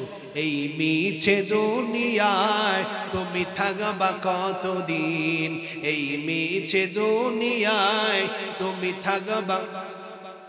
হঠাৎ করে উঠবে বেজে, হঠাৎ করে উঠবে বেজে চলে যাওয়ার দিন। এই মিছে দুনিয়ায় তুমি থাকবা কতদিন, এই মিছে দুনিয়ায় তুমি থাকবা কতদিন। হঠাৎ করে উঠবে বেজে, হঠাৎ করে উঠবে বেজে চলে যাওয়ার দিন। এই মিছে দুনিয়ায় তুমি থাকবা কতদিন, এই মিছে দুনিয়ায় তুমি থাকবা কতদিন। এ দুনিয়া মিছে মায়া আছো তুমি ডুবে, একবারও ভাবনি হায় চলে যেতে হবে। কি হিসাব দেবে তুমি, কি হিসাব দেবে তুমি শেষ বিচারের দিন। এই মিছে দুনিয়ায় তুমি থাকবা কতদিন, এই মিছে দুনিয়ায় তুমি থাকবা কতদিন। হঠাৎ করে উঠবে বেজে, হঠাৎ করে উঠবে বেজে চলে যাওয়ার দিন। এই মিছে দুনিয়ায় তুমি থাকবা কতদিন, এই মিছে দুনিয়ায় তুমি থাকবা কতদিন। জোরে জোরে করে আল্লাহু আকবার। মৃত্যু আমাদের বরণ করতে হবে কি হবে না? এর জন্য আর কয়েকটা সময় যদি দিয়ে আল্লাহর কাছে ক্ষমা চাইতে পারবো না ইনশাআল্লাহ? আল্লাহু আকবার বলেন, আলহামদুলিল্লাহ বলেন। বন্ধুরা আমার, আমার রাসূল মক্কা থেকে মদিনায় হিজরত করবেন, মিসসালা জায়গায় গেলেন। মিসসালা হয়ে জাবালে কেতা হয়ে জাবালে সুর যখন গেলেন, আমার রাসূল গুহায় ঢুকবেন। হযরতে আবু বকরকে আগে পাঠালেন, আবু বকর যাও এই গর্তের ভিতরে যাও, দেখো এই গর্তের ভিতরে কি সমস্যা। প্রিয়সুধী আমার, এই গর্তের ভিতরে যখন ঢুকে গেলেন, গর্তের ভিতরে ঢোকা মাত্রই হযরত আবু বকর দেখছেন গর্তে অনেক প্রচুর পরিমাণে শুধু গর্ত আর গর্ত। আবু বকর ভয় পেলেন, এই গর্ত থেকে বুঝি সাপ বের হয়ে আমাদেরকে সবল মারবে। আবু বকরের কাপড়গুলি খুলে খুলে ছিঁড়ে ছিঁড়ে এই গর্তগুলি একের পর এক ফিল আপ করতে শুরু করলেন। যেরকম সুবহানাল্লাহ। গর্ত যখন ফিল আপ করতে শুরু করলেন, কিছু গর্ত আজও বাকি রয়ে এলো। হযরত আবু বকর কি করবে? নবীকে তো আমন্ত্রণ জানাতে হবে। রাসূল গুহার উপরে দাঁড়িয়ে আছেন। হযরতে আবু বকর রাদিয়াল্লাহু তাআলা গুহায় বসলেন। বসে দেখে সব যে আমরা কি করে ফেলেছি, গর্তগুলি পূরণ করে ফেলেছি, কিছু গর্ত বাকি রয়েছে। সেই গর্তে হাত দিয়ে এবং পা দিয়ে আটকে বলে, রাসূল আপনি ভিতরে আসলে আসেন। রাসূল এত ক্লান্ত আর শ্রান্ত ছিলেন, হযরতে আবু বকরের কোলের উপর আমার রাসূল গুহার ভিতরে শুয়ে পড়লেন। যেরকম সুবহানাল্লাহ। বন্ধুরা আমার, আমার রাসূল যখন গুহার ভিতরে অবস্থান করতেছিল, ঠিক এমন সময় আল্লাহ রাসূল সাল্লাল্লাহু আলাইহি সাল্লামকে আবু বকরকে রেখে বললেন, ইয়া রাসূলুল্লাহ, এই যে কাফের মুশরিকের পা দেখতে পাচ্ছি গর্ত থেকে উপরে, না বলছেন নাজরা তাহতা কদামাইহি লা আবসারানা, তারা যদি একবার নিচের দিকে তাকাতো তাহলে তো আমাদের দেখে ফেলবে। আল্লাহর হাবিব হযরত আবু বকরকে ডেকে বললেন, আবু বকর বিইসনাইলিল্লাহুমা সালিসুহুমা, আমার আর তোমাদের সঙ্গে, আমার আর তোমার সঙ্গে মহান রব্বুল আলামিন রয়েছে। এ বন্ধুরা আমার, খেয়াল করে শোনো, এখানে বলা হয়েছে মা বোনদের জন্য কিছু আলোচনা করুন। মা বোনদের ওয়াজ কি আলাদা নাকি? জোরে বলেন। রাসূলের ভালোবাসা আর আমার আপনার আল্লাহ পাকের ভয়, রাসূলের ভালোবাসা, এটা কি আলাদা নাকি? না কি মায়ের ওয়াজ করতে বলেন? এই কথা যদি বলতেন আগে একটা দিয়ে স্লিপ দিয়ে দিতেন প্রথম ওয়াজের শুরুতেই, তাহলে আমি শুধু ওয়াকাদা রাব্বুকা আল্লা তা'বুদু এই আলোচনা নিয়ে ঢুকতাম।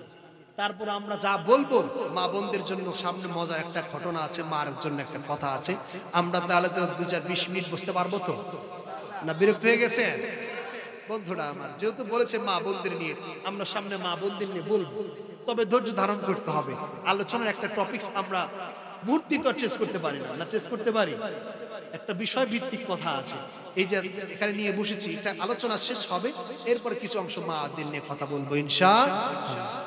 আমি ভাই ওই রকম বক্তা না, এনে একটু যখন যেটা পারে, 5 মিনিট মায়ের ওয়াজ, 5 মিনিট বাবের ওয়াজ, 10 মিনিট নবীর ওয়াজ, 10 মিনিট আল্লাহর ওয়াজ, 10 মিনিট বাপ দাদার কিচ্ছা কাহিনী, এইরকম বক্তা ভাই আমি হতে পারি নাই। এটা আমার ব্যর্থতা, কারণ অনেকেই পারে, আমি পারি না। এর জন্য আমি ব্যর্থতাই মনে করি, ঠিক কিনা বলেন? এর জন্য সবার ওয়াজের কোয়ালিটি তো এক না। আমরা এইভাবে আলোচনা করি সারা বাংলাদেশে। এর জন্য আমরা আলোচনার পরে মা বোনদের নিয়ে কিছু কথা বলবো ইনশাআল্লাহ। আল্লাহু আকবার বলেন, নারে তাকবীর বলেন। আবু বকর হযরতে আবু বকর আমার রাসূলকে নিয়ে গুহায় যখন ঢুকলেন, কয়েকটা জায়গা হাত দিয়ে আবু বকর বসে আছেন। রাসূলকে বলছেন নাযরা তাহতা কদামাইহি লা আবসারানা, রাসূল দেখেন আমি নিচে থেকে পা দেখতে পাচ্ছি, তারা যদি নাযরা তাহতা কদামাইহি, পায়ের দিকে তারা যদি তাকাতো আমাদের দিকে ফিরবে। আল্লাহ রাসূল বললেন ইয়া আবু বকর বিসমিল্লাহু সালিসুহুমা, তুমি মনে করো আমি আর তুমি আছি? না, আরেকজন আছে, সেটা হলো আমাদের রব একমাত্র আল্লাহ। আল্লাহ যদি আমার আপনার পাশে থাকে, কোনো ভয় আছে? কোনো ভয় আছে? আল্লাহ রাসূল বলছেন বিসমিল্লাহু সালিসুহুমা, আবু বকর তুমি আর আমি মনে করো না এখানে আরেকজন আছে। আবু বকর বললেন কে? সেটা আমার আল্লাহ। বন্ধুরা আমার, আবু বকর পা দিলেন গর্তে, পা দিয়ে যখন আবু বকর বসে রইলেন, পায়ের উপর সাপ যখন দর্শন করলেন, কামড় দিলেন, আমার রসুলের মাথা মোবারক আবু বকরের এখানে হেলান দিয়ে একটু শুয়েছেন। আবু বকর সাপের কামড় খাওয়া পরেও নড়ে না, চড়ে না, কারণ আমার নবী কষ্ট পাবে, আমার রসুল অনেক কষ্ট করে এখানে এসেছেন, এরপরে ঘুমিয়েছেন। আমার রসুল ঘুম যদি ভেঙে যায়, আর ঘুমের ঘরে আল্লাহ পাক রাসূলের উপর কোরআনে কারীম নাজিল করে, আমার রাসূল ঘুমের ঘরে থাকলেও কোরআন নাজিল হতো, সুবহানাল্লাহ।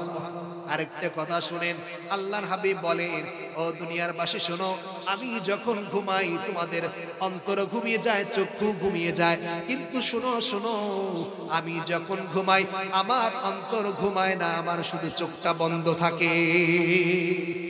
কারণ নবীর উপর ঘুমের ঘরে কোরআন নাজিল হতো, এটা হলো কোরআন, সুবহানাল্লাহ বলেন। অতএব নবী বলছেন আমি যখন ঘুমাই শুধু আমার চোখটা বন্ধ থাকে, কিন্তু আমার অন্তর জাগ্রত থাকে, সুবহানাল্লাহ। আবু বকর চিন্তা করছেন, হায় হায় যদি আমার নবীর উপর কোরআন নাজিল হয়ে যায় এই টাইমে, আর আমি যদি নড়াচড়া দেই, রাসূলের ঘুম ভেঙে যায়, চরম বেয়াদবি হবে। সাপের কামড় খাওয়া মাত্র পরেও আবু বকরের চোখের পানি ছুটছে, রাসূল ঘুম পাচ্ছে, ঘুমিয়েছেন। আবু বকরের চোখের পানি কুসুক কান্নার আওয়াজ, আমার রাসূলের ঘুম ভেঙে গেল। আবু বকর কি হয়েছে তোমার? রাসূল এই সাপে কামড় দিয়েছে, দর্শন করেছে, নবী আপনি আপনার এই খেজমতে আমি হাজির হয়েছি। আমার রাসূল দেরি করলেন না, আমার রাসূলের মুজিজার লালা মুবারক আবু বকরের হাতে দিয়ে দিলেন, মেখে দিলেন, সঙ্গে সঙ্গে বিষ ভালো হয়ে গেল, সুবহানাল্লাহ। আবু বকর এমন মহব্বত, আমি বলছিলাম মহব্বত এমন একটা জিনিস, আর আল্লাহর ভয় এমন একটা জিনিস।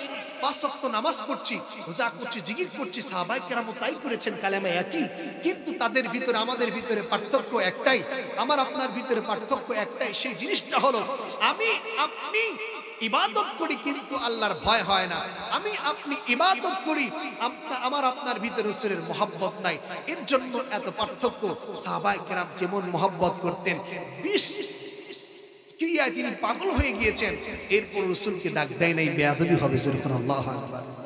ও প্রিয় হাবিব পাগলের রাখছো কেন দূরে, ও প্রিয় হাবিব পাগলের রাখছো কেন দূরে, পাগল ছিলেন আবু বকর নবীর প্রেমেতে, পাগল ছিলেন আবু বকর নবীর প্রেমেতে, সাপের কামড় খেয়ে তিনি রইলেন গুহাতে প্রিয় হাবিব পাগলের রাখছো কেন দূরে ও প্রিয় হাবিব পাগলের রাখছো কেন দূরে অবক্কর গর্তে রইলেন এমন পাগল রাসূলের মহব্বত ছিল দেখেন সাপে কামড়ালেন এরপরও রাসূলের দিকে চোখ মিলে তাকে কথা বলছে না যখন আল্লাহু আকবার আর এমন পাগল ছিলেন ওয়াসকুরুনি নিজে আমার রাসূলের নিজের জুব্বাটা পৌঁছে দিলেন ওয়াসকুরুনির কাছে অথচ ওয়াসকুরুনি রাসূলের সঙ্গে দেখাই হয় নাই সাক্ষাৎই হয় নাই এমন প্রেম যদি আমি আপনি করতে পারি তাহলে আমার আপনার ইবাদত আল্লাহর দরবারে গ্রহণযোগ্য হবে যখন আল্লাহু আকবার সকলে একটু কণ্ঠটা ছেড়ে দিয়ে পড়ুন ও প্রিয় হাবিব পাগলের রাখছো কেন দূরে ও প্রিয় হাবিব পাগলের পাগল ছিলেন আবু বকর নবীর প্রেমেতে পাগল ছিলেন আবু বকর নবীর প্রেমেতে সাপের কামড় খেয়ে তিনি রইলেন গুহাতে প্রিয় হাবিব পাগলের রাখছো কেন দূরে ও প্রিয় হাবিব পাগলের রাখছো কেন দূরে পাগল ছিলেন অস্কুরুনি জুব্বা দিলা তারে পাগল ছিলেন অস্কুরুনি জুব্বা দিলা তারে আমি পাগল কিছুই চাই না চাই শুধু আপনাকে প্রিয় হাবিব পাগলের রাখছো কেন দূরে ও প্রিয় হাবিব পাগলের রাখছো কেন দূরে আল্লাহুম্মা সাল্লাম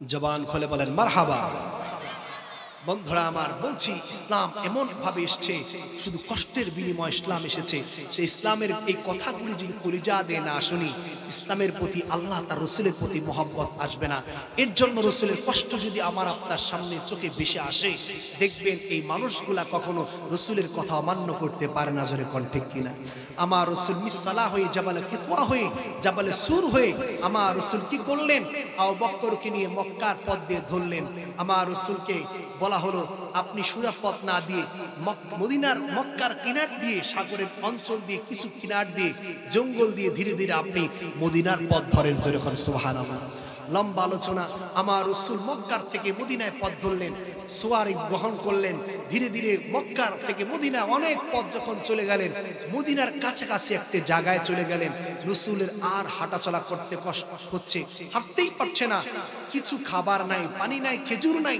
যাও এনেছে রাস্তায় সব শেষ হয়েছে রাসূল একেবারেই হাঁটতে পারে না আমার রাসূল ডাকতে বলে আবু বকর দেখো সামনে কোনো বাড়িঘর আছে কিনা যে বাড়িঘর থেকে একটু পানি আর খেজুর আনা যাবে আবু বকর চোখের পানি ছেড়ে দেখতে বললেন ইয়া রাসূলুল্লাহ সামনে কিভাবে পানি আর বাড়িঘর পাওয়া যাবে এখানে তো শুধু মরুভূমি আর মরুভূমি মক্কা মদিনার এই মাঝে কোনো বাড়িঘর নাই যেরকম আল্লাহু আকবার বন্ধুরা আমার রাসূল ডেকে বললেন আবু বকর রে দেখো সামনে কোনো বাড়িঘর আছে কিনা আমার রাসূল কয়েকটা কদম দিলেন হযরত আবু বকর ডেকে বললেন ইয়া রাসূলুল্লাহ হঠাৎ করে দেখছি সামনে দেখা যায় ছোট্ট একটা কুড়ে ঘরের মতো আল্লাহ রাসূল ডেকে বললেন আবু বকর সামনে একটু হাঁটো হেঁটে হেঁটে যখন আল্লাহর হাবিব ওই কুড়ে ঘরের তাঁবুর পাশে যখন চলে গেলেন আল্লাহ রাসূল আবু বকরকে বললেন আবু বকর সামনে গিয়ে দেখো বাড়ির কোনো ভিতরে লোক আছে কিনা আল্লাহ রাসূল সাহাবায়ে কেরাম আল্লাহ রাসূল সাহাবী আবু বকরকে বললেন আবু বকর রে বাড়ির সামনে গিয়ে আওয়াজ দাও, সালাম দাও। হযরতে আবু বকর রাসূলের কথা মতো বাড়ির সামনে গিয়ে সালাম দিলেন। ডেকে বলছেন, মা বাবা কেউ আছো কিনা, ভিতরে জবাব চাই। সালাম দিলেন, সালামের জবাব হচ্ছে না। আবার সালাম দিলেন, সালামের জবাব হচ্ছে না। তৃতীয়বার সালাম দিলেন, ভিতর থেকে একজন বৃদ্ধ মহিলা সালামের জবাব দিয়ে দিলেন। ডেকে বললেন, কে তুমি? বললেন, আমি আবু বকর। তোমার সাথে আওয়াজ কার পাওয়া যায়? আমার সাথে রয়েছে মুহাম্মদ সাল্লাল্লাহু আলাইহি ওয়াসাল্লাম। হযরতে আবু বকর ডেকে বললেন, মা আমরা মক্কা থেকে মদিনায় যাচ্ছি, হিজরত করছি, আমাদের পানি খাওয়া খেজুর কিছুই নাই। যদি আপনার অনুমতি হয় আপনার ঘর থেকে কিছু খাবার আমাদের কাছে পৌঁছিয়ে দেন। আমার রাসূলের সাহাবী হযরতে আবু বকর যখন আমার রাসূলের কাছে এই কথা আবদার, আমার রাসূলের সাহাবী যখন ওই মহিলার কাছে আবদার করলেন, ইতিহাস তার নাম দিয়েছেন উম্মে মাবাদ।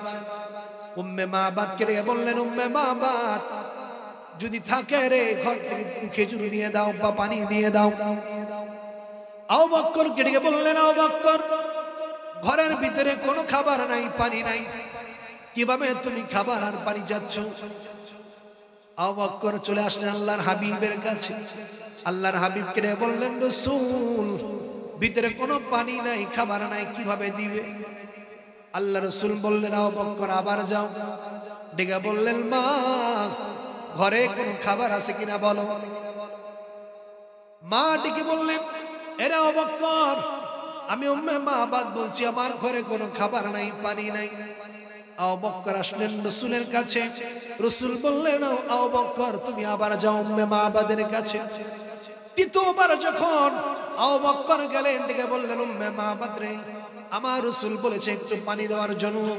আমার রাসূল এত দুর্বল হয়ে গেছে যে নবী হাঁটতে পারে না, একেবারে দুর্বল হয়ে গিয়েছে। উম্মে মাবাদ চিন্তা করলেন, এমন কেমন মানুষকে বারবার ফিরিয়ে দেয়, এরপরও বারবার চায়। উম্মে মাবাদ এখন তারা জানে একটু খুলে বাহিরে তাকে হুকি মেরেছে। হুকি মেরে দেখে রে মনে হয় যেন পূর্ণিমার চাঁদ তার ঘরের দরজার সামনে বসে আছে।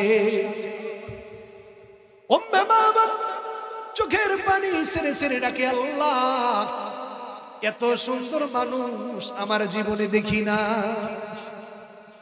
উম্মে মাবাদ চোখের পানি ছেড়ে দিলেন আর বললেন, হায় রে এমন সুন্দর মানুষ, এইমন সুন্দর মানুষ আমার জীবনে দেখি নাই। হযরতে আবু বকর চোখের পানি ছেড়ে ছেড়ে ডেকে বললেন, উম্মে মাবাদ রে খাবার দে। ও রাসূল আবু বকর কোনো খাবার নাই। উম্মে মাবাদ এই কথাগুলি যখন বলছে, আল্লাহর হাবিব দেখছে তার ঘরের দরজার সামনে ছোট একটা বর্গী অসুস্থ অবস্থায় শুয়ে আছে। আল্লাহর হাবিব বললেন, আবু বকর উম্মে মাবাদের দরজার সামনে ছোট্ট একটা বর্গীর বাচ্চা আমি দেখতে পাচ্ছি, এই বর্গীর বাচ্চাকে একটু অনুমতি দাও, এই বর্গীর বাচ্চা বর্গী থেকে দুধ দহন করে দুধ খাবো। বন্ধুরা আমার, আবু বকর ডেকে বললেন, উম্মে মাবাদ যদি অনুমতি দাও তোমার এই বর্গীর বাচ্চা বর্গী থেকে দুধ দহন করে আমরা দুধ খাবো। উম্মে মাবাদ ডেকে বললেন, আবু বকর রে এটা এমন দুর্বল, এমন অসুস্থ যার জন্য আমার স্বামী তাকে নিয়ে মাঠে যেতে পারে নাই, বন জঙ্গলে যেতে পারে নাই, দুধ তো দেয় না, এই বর্গী তো হাঁটতেই পারে না, কেমন করে তোমাদের দুধ দিব? আমার রাসূলের কাছে আসলেন আবু বকর।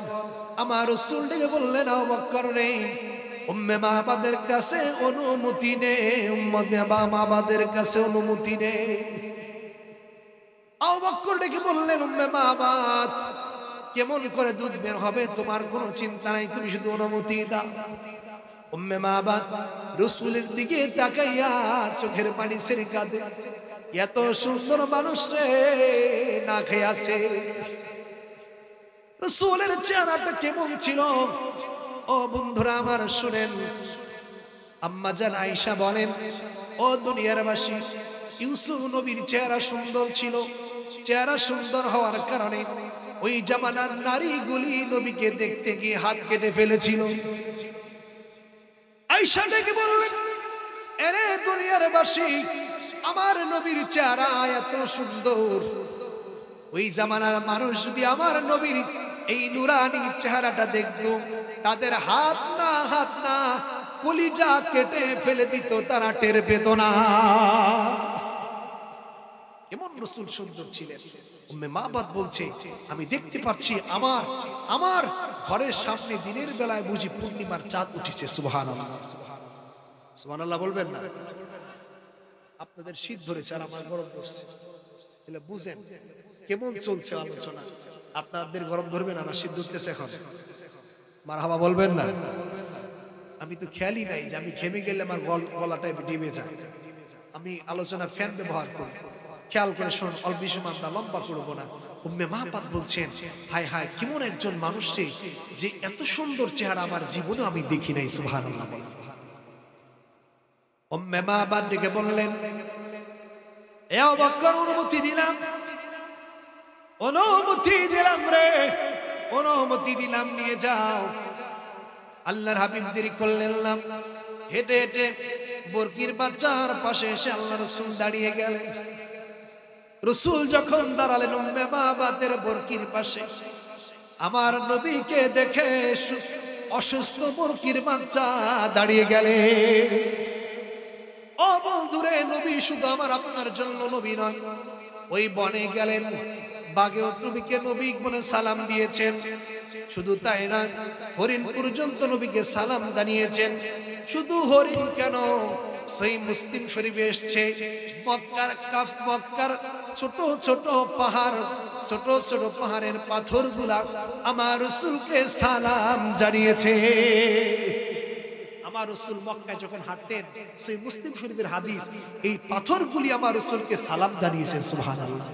আমার রাসূল মক্কা থেকে যখন মদিনা থেকে যখন মক্কায় আসলেন, আমার রাসূল সাহাবায়ে কেরামদের বলছেন, এই সাহাবায়ে কেরাম, এই পাথরগুলো দেখো, আমাকে মক্কায় থাকা অবস্থায় সালাম করছে। সুবহানাল্লাহ। আমি এই পাথরগুলো আজও আমি চিনি, যে পাথরগুলি আমাকে সালাম দিয়েছে। সুবহানাল্লাহ বলবেন না? সেই নবী দাঁড়িয়ে গিয়েছেন, অমনি বরকির বাচ্চা দাঁড়িয়ে গিয়েছেন, দাঁড়িয়ে আমার রাসূলকে হালান সাহালান জানাচ্ছে। সুবহানাল্লাহ। বরকিটিকে বললেন, ইয়া রাসূলুল্লাহ, ইয়া হাবিবাল্লাহ, নবী, আপনি যখন আমার সামনে আসছেন, আল্লাহ পাক আমাকে সুস্থ করে দিয়েছেন। ও নবী, আপনি ক্ষুধায় কষ্ট করছেন গো নবী, দেখেন গো, আমার পিঠের উপর যখন আপনি হাত রেখেছেন, আল্লাহ পাক আমার ওলানে এত বরকত দিয়েছেন, আল্লাহ দুধে ভরপুর করে দিয়েছেন। আল্লাহর হাবিব আবু বকরকে বললেন, আবু বকর, উম্মে মাহবাদকে গিয়ে বলো সে যেন একটা বালতি বা পাত্র দেয়। উম্মে মাহবাদ ছোট একটা বালতির পাত্র দিলেন। আমার রাসূলের কাছে আবু বকর নিয়ে আসলেন। আবু বকরকে আমার রাসূল বললেন, আবু বকর, এই বালতি হবে না, আরো বড় বালতি লাগবে। উম্মে মাহবাদ বলে, কিভাবে সম্ভব? যে ছাগল, যে বরকি দুধ দিতেই পারে না, অসুস্থ কেমন করে এত দুধ দিবে? উম্মে মাহবাদের কাছে পৌঁছে দিলেন, বালতি আরেকটা বড় দিতে হবে, বড় পাত্র দিতে হবে। বড় পাত্র নিয়ে আল্লাহর হাবিবের কাছে আসলেন। হযরত আবু বকর পাত্র ধরলেন, আর ওই বরকির নিচে আমার রাসূল নিজ হাতে দুধ দহন করতে শুরু করলেন। কেমন মানুষ! নবীদের ভিতরে চেষ্ট, উম্মতের ভিতরে চেষ্ট দুইজন। একজনে পাত্র ধরেছে, আরেকজন যে নবীদেরও নবী, তিনি দুধ দহন করছে। আল্লাহু আকবার। বন্ধুরা আমার, দুধ যখন দহন করতে শুরু করলেন, একেবারে পুরো বালতি দুধ আল্লাহ পাকের হুকুমে মন হয়ে গেল। নবীর হাতের বরকতে পুরো বালতি দুধ যখন হয়ে গেল, আমার রাসূল বললেন, আবু বকর, তুমি খাও। আবু বকর বলে, না নবী, আপনি আগে খাবেন। আমার রাসূল বললেন, না, আমি দহন করেছি, তোমাকে আগে খাওয়াবো। আমার রাসূল আবু বকরকে সবার আগে খাওয়ালেন, এরপরে নিজে খেলেন। এরপরে আল্লাহ রাসূল বললেন, আবু বকর রে, এই দুধের বালতিটা এখন উম্মে মাহবাদের কাছে দিয়ে দাও। উম্মে মাহবাদের কাছে দিয়ে দাও। বালতি বুঝাই করে দুধ নিলেন, দুধ নিয়ে উম্মে মাহবাদের কাছে পৌঁছে দিলেন। উম্মে মাহবাদ চোখের পানি ছেড়ে দিলেন, হায় রে, এমন নবী রে, যে বরকি সোজা হয়ে দাঁড়াতে পারে না সেই বরকি দাঁড়িয়েছেন, আবার দুধ দিয়েছেন। আবু বকর খেয়েছে, ওমর, আবু বকর খেয়েছে, আমার রাসূল খেয়েছে, মুহাম্মদ খেয়েছে। এরপরে পুরো বালতি দুধ সহকারে আমার কাছে পাঠিয়ে দিয়েছে। ও বন্ধুরা আমার, আল্লাহ রাসূল উম্মে মাবাদের বাড়ি থেকে যখন মদিনার পথ হাঁটতে শুরু করলেন, উম্মে মাবাদ চোখের পানি ছেড়ে ছেড়ে কাঁদে রে। ও আমার মা বোনেরা, তোমরা একটু নজর করে দেখো, দুনিয়াতে যত মা বোনেরা এই রাসূলকে ভালোবেসে রাসূলের জন্য কেঁদেছে, দুনিয়াতে যারা পুরুষ হোক মহিলা হোক রাসূলের জন্য ভালোবাসায় কেঁদেছে, সবচাইতে আমার মা বোনরা সবচাইতে ইসলামের জন্য ত্যাগ করেছে। জোরে কান আল্লাহু আকবার। হযরতে খাদিজা জীবনের সব সম্পদ দিয়ে দিয়েছেন নবীর জন্য, উম্মতের জন্য। আবার অন্যদিকে সকল সাহাবায়ে কেরামের স্ত্রীগুলি সকল কিছু ত্যাগ করে ইসলামের জন্য জীবনকে বিলিয়ে দিয়েছেন। উম্মে মাবাদ বলে, আমি দেখতে পেলাম আমার মুহাম্মদ, আমার রাসূল মক্কা থেকে মদিনায় যাওয়ার পথে আমার বাড়িতে উঠলেন। আমার রাসূল যেখানে বসেছিলেন সেখান থেকে মদিনার পথ যখন হাঁটলেন, উম্মে মাবাদ দরজাটা খুলে যখন বের হয়ে গেলেন, দেখেন চতুর্দিকে শুধু ঘ্রাণ আর ঘ্রাণ, সুঘ্রাণ আর সুঘ্রাণে ভরপুর হয়ে গেছে। এত সুন্দর ঘ্রাণ বের হলো। উম্মে মাবাদ বলছে, হায় আল্লাহ, এত সুন্দর ঘ্রাণ আমার এই মুহাম্মাদের গায়ে, নবীর গায়ে এত সুন্দর ঘ্রাণ।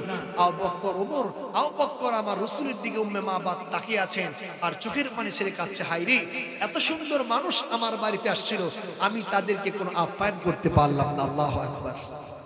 বন্ধুরা আমার, আবু বকর আমার রাসূল যখন মদিনায় পথ ধরলেন রে বন্ধু, কিছুক্ষণ পর সন্ধ্যা যখন হয়ে গেল, উম্মে মাবাদের স্বামী আব্দে মাবাদ এসে রেখে বললেন, ওরে উম্মে মাবাদ রে, আমার বাড়িতে আজকে কিসের এত সুঘ্রাণ বের হয়েছে জানতে চাই? আজকে আমার বাড়িতে এত সুঘ্রাণ কেন? উম্মে মাবাদ ডেকে বলছিল, মুহাম্মদ, একজন ব্যক্তি ছিল, তার নাম মুহাম্মদ, সাথে ছিল হযরতে আবু বকর। এরা আবার কারা মক্কা থেকে মদিনায় হিজরত করবে, ঠিক এই পথ দিয়ে যাচ্ছিল। ক্ষুধার যন্ত্রণা আমার বাড়িতে, তোমার বাড়িতে অবস্থান করছিল, আমি খাবার দিতে পারি নাই। ওই যে দেখো অসুস্থ বরকি থেকে আমার ওই মুহাম্মদ আবু বকর দুইজনে মিলে দুধ দহন করে নিজেও খেয়েছেন, আমাদের জন্য এক বালতি রেখেও দিয়েছেন। ও উম্মে মাবাদের স্বামী আব্দে মাবাদ, শোনো, ওই নবীর চেহারা তো সুন্দর, আগে আমি জানতাম না। ওই নবী, ওই মানুষের চেহারা তো সুন্দর হয় আমি জানতাম না। এই নবী বসা মাত্রই আমার বাড়িতে সুঘ্রাণে ভরে গেছে। আমার রাসূল যেখানে বসতেন সেখানে সুঘ্রাণে ভরে যেত। সুবহানাল্লাহ বলবেন না? একটা হাদিস শোনাই, সাহাবায়ে কেরাম আমার রাসূলকে, আহা, মা আমেনা যখন আমার রাসূলকে গর্ভে ধারণ করেছিল, আমেনা যখন কূপের পাড়ে যেতেন পানি আনার জন্য, মহিলারা বলতো, দেখো বিধবা স্ত্রী, স্বামী আব্দুল্লাহ তো মারা গিয়েছে, বিধবা স্ত্রীর রং ঝং কত, সুঘ্রাণ আতর ব্যবহার করে মক্কা নগরে ঘুরে। এখানে তো নিয়ম হলো বিধবা নারীরা গান ব্যবহার করতে পারবে না। সব মহিলার মিলে খাজা আব্দুল মুত্তালিবরে বলছে, এই মুত্তালিব, তোমার স্ত্রী তো তোমার কথা শোনে না, তুমি মুতল্লি, কাবা ঘরের মুতল্লি, তোমার কথাই শোনে না, তোমার স্ত্রী, তোমার ছেলের বউ তো গান নিয়ে ঘুরছে। এইবার খাজা আব্দুল মুত্তালিব ডাকতে বলে, আমেনা, তুমি কি গান নিয়ে ঘুরছো? মক্কার সব মহিলারা আমাকে বলছে, দিকে বলছেন, না বাবা, যেদিন থেকে আমার পেটে আমার সন্তান মুহাম্মদ আসছে, সেদিন থেকে আমি যেই দিকে যাই সেই দিকে শুধু গান আর গান, গান আর গান। যেরকম সুবহানাল্লাহ। সেই নবীর গ্রাণ আমরা পাবো না? বন্ধুরা আমার, রাসূল দুনিয়াতে আগমন করেছেন, সেই নবী এমন গ্রাণ। সাহাবায়ে কেরাম বলছে, আমরা যখন যুদ্ধ যেতাম, মরুভূমির ভিতরে বালি আর বালি, যুদ্ধ যখন শুরু হয়ে যেত, আল্লাহু আকবার বলে যুদ্ধ করতেন, চতুর্দিকে শুধু বালি আর বালি উঠত। সংবাদ দিত নবীকে যেন কে মেরে ফেলেছে, হত্যা করে ফেলেছে। সাহাবায়ে কেরাম চোখের পানি ছেড়ে দিতেন আর রাসূলকে খুঁজে বের করতেন কেমনে, হাজার হাজার মানুষের ভিতরে খুঁজে বের করতেন। হাদিসে আসছে, সাহাবায়ে কেরাম নাকটা উঁচু করে টান দিতেন, একটা টান দিতেন, যেই দিক থেকে ঘ্রাণ আসতো সেই দিকে গিয়ে দেখতেন আমার রাসূল যুদ্ধ করছে। যেরকম আল্লাহু আকবার। আমার রাসূলের গায়ে এমন সুন্দর গান। উম্মে মাবাদ বলছে এই মুহাম্মদ আমার ঘরের সামনে যখন এই মানুষটা বসেছিল, আল্লাহর কসম করে বলি এত সুন্দর মানুষ হতে পারে না, চাঁদের চেয়ে সুন্দর তার চেহারা। এই মানুষ তোমার বাড়ির সামনে বসেছিল। উম্মে মাবাদকে তার স্বামী চোখের পানি ছেড়ে ছেড়ে কেঁদে দিল। আব্দে মাবাদ ডেকে বললেন, উম্মে মাবাদ কি করেছ রে স্ত্রী? এই মক্কা থেকে মদিনা এই দুইটা জায়গার ভিতরে কোনো বাড়ি ঘর নাই। আমি তো মদিনায় থাকতে পারতাম, মক্কায় থাকতে পারতাম, আমি কেন মক্কা এবং মদিনার মাঝামাঝি বাড়ি করেছি জানো না? কেন কিসের জন্য বাড়ি করেছো? ডেকে বলছে আমি মক্কা মদিনার মাঝে পথে বাড়ি করেছি। আমি তাওরাত ইনজিল এই সকল কিতাব পড়ে জানতে পেরেছি মুহাম্মদ নামে একজন নবী হবে, তার সাথী কে নিয়ে মক্কা থেকে মদিনায় আসবে। আমার সেই দিন থেকে ইচ্ছা, যে দিন থেকে আমি শুনেছি আমার বাড়িঘর শহর অঞ্চল থেকে মরুভূমিতে এসেছি, কারণ একটাই, যেদিন আমার বাড়ির সামনে দিয়ে মুহাম্মদ যাবে আমি আমার মুহাম্মদকে আপ্যায়ন মেহমানদারি করব। আমি সেই মুহাম্মদকে হারিয়ে ফেলেছি, আমার বাড়িতে আসার পরও সেই মুহাম্মদকে আর খুঁজে পাচ্ছি না। এইবার ডেকে বলি, স্ত্রী আমার সেই মুহাম্মদ কোন দিকে গিয়েছে যে পথ ধরে আমি তার পিছনে পিছনে মদিনার পথ ধরে বসে। আল্লাহু আকবার।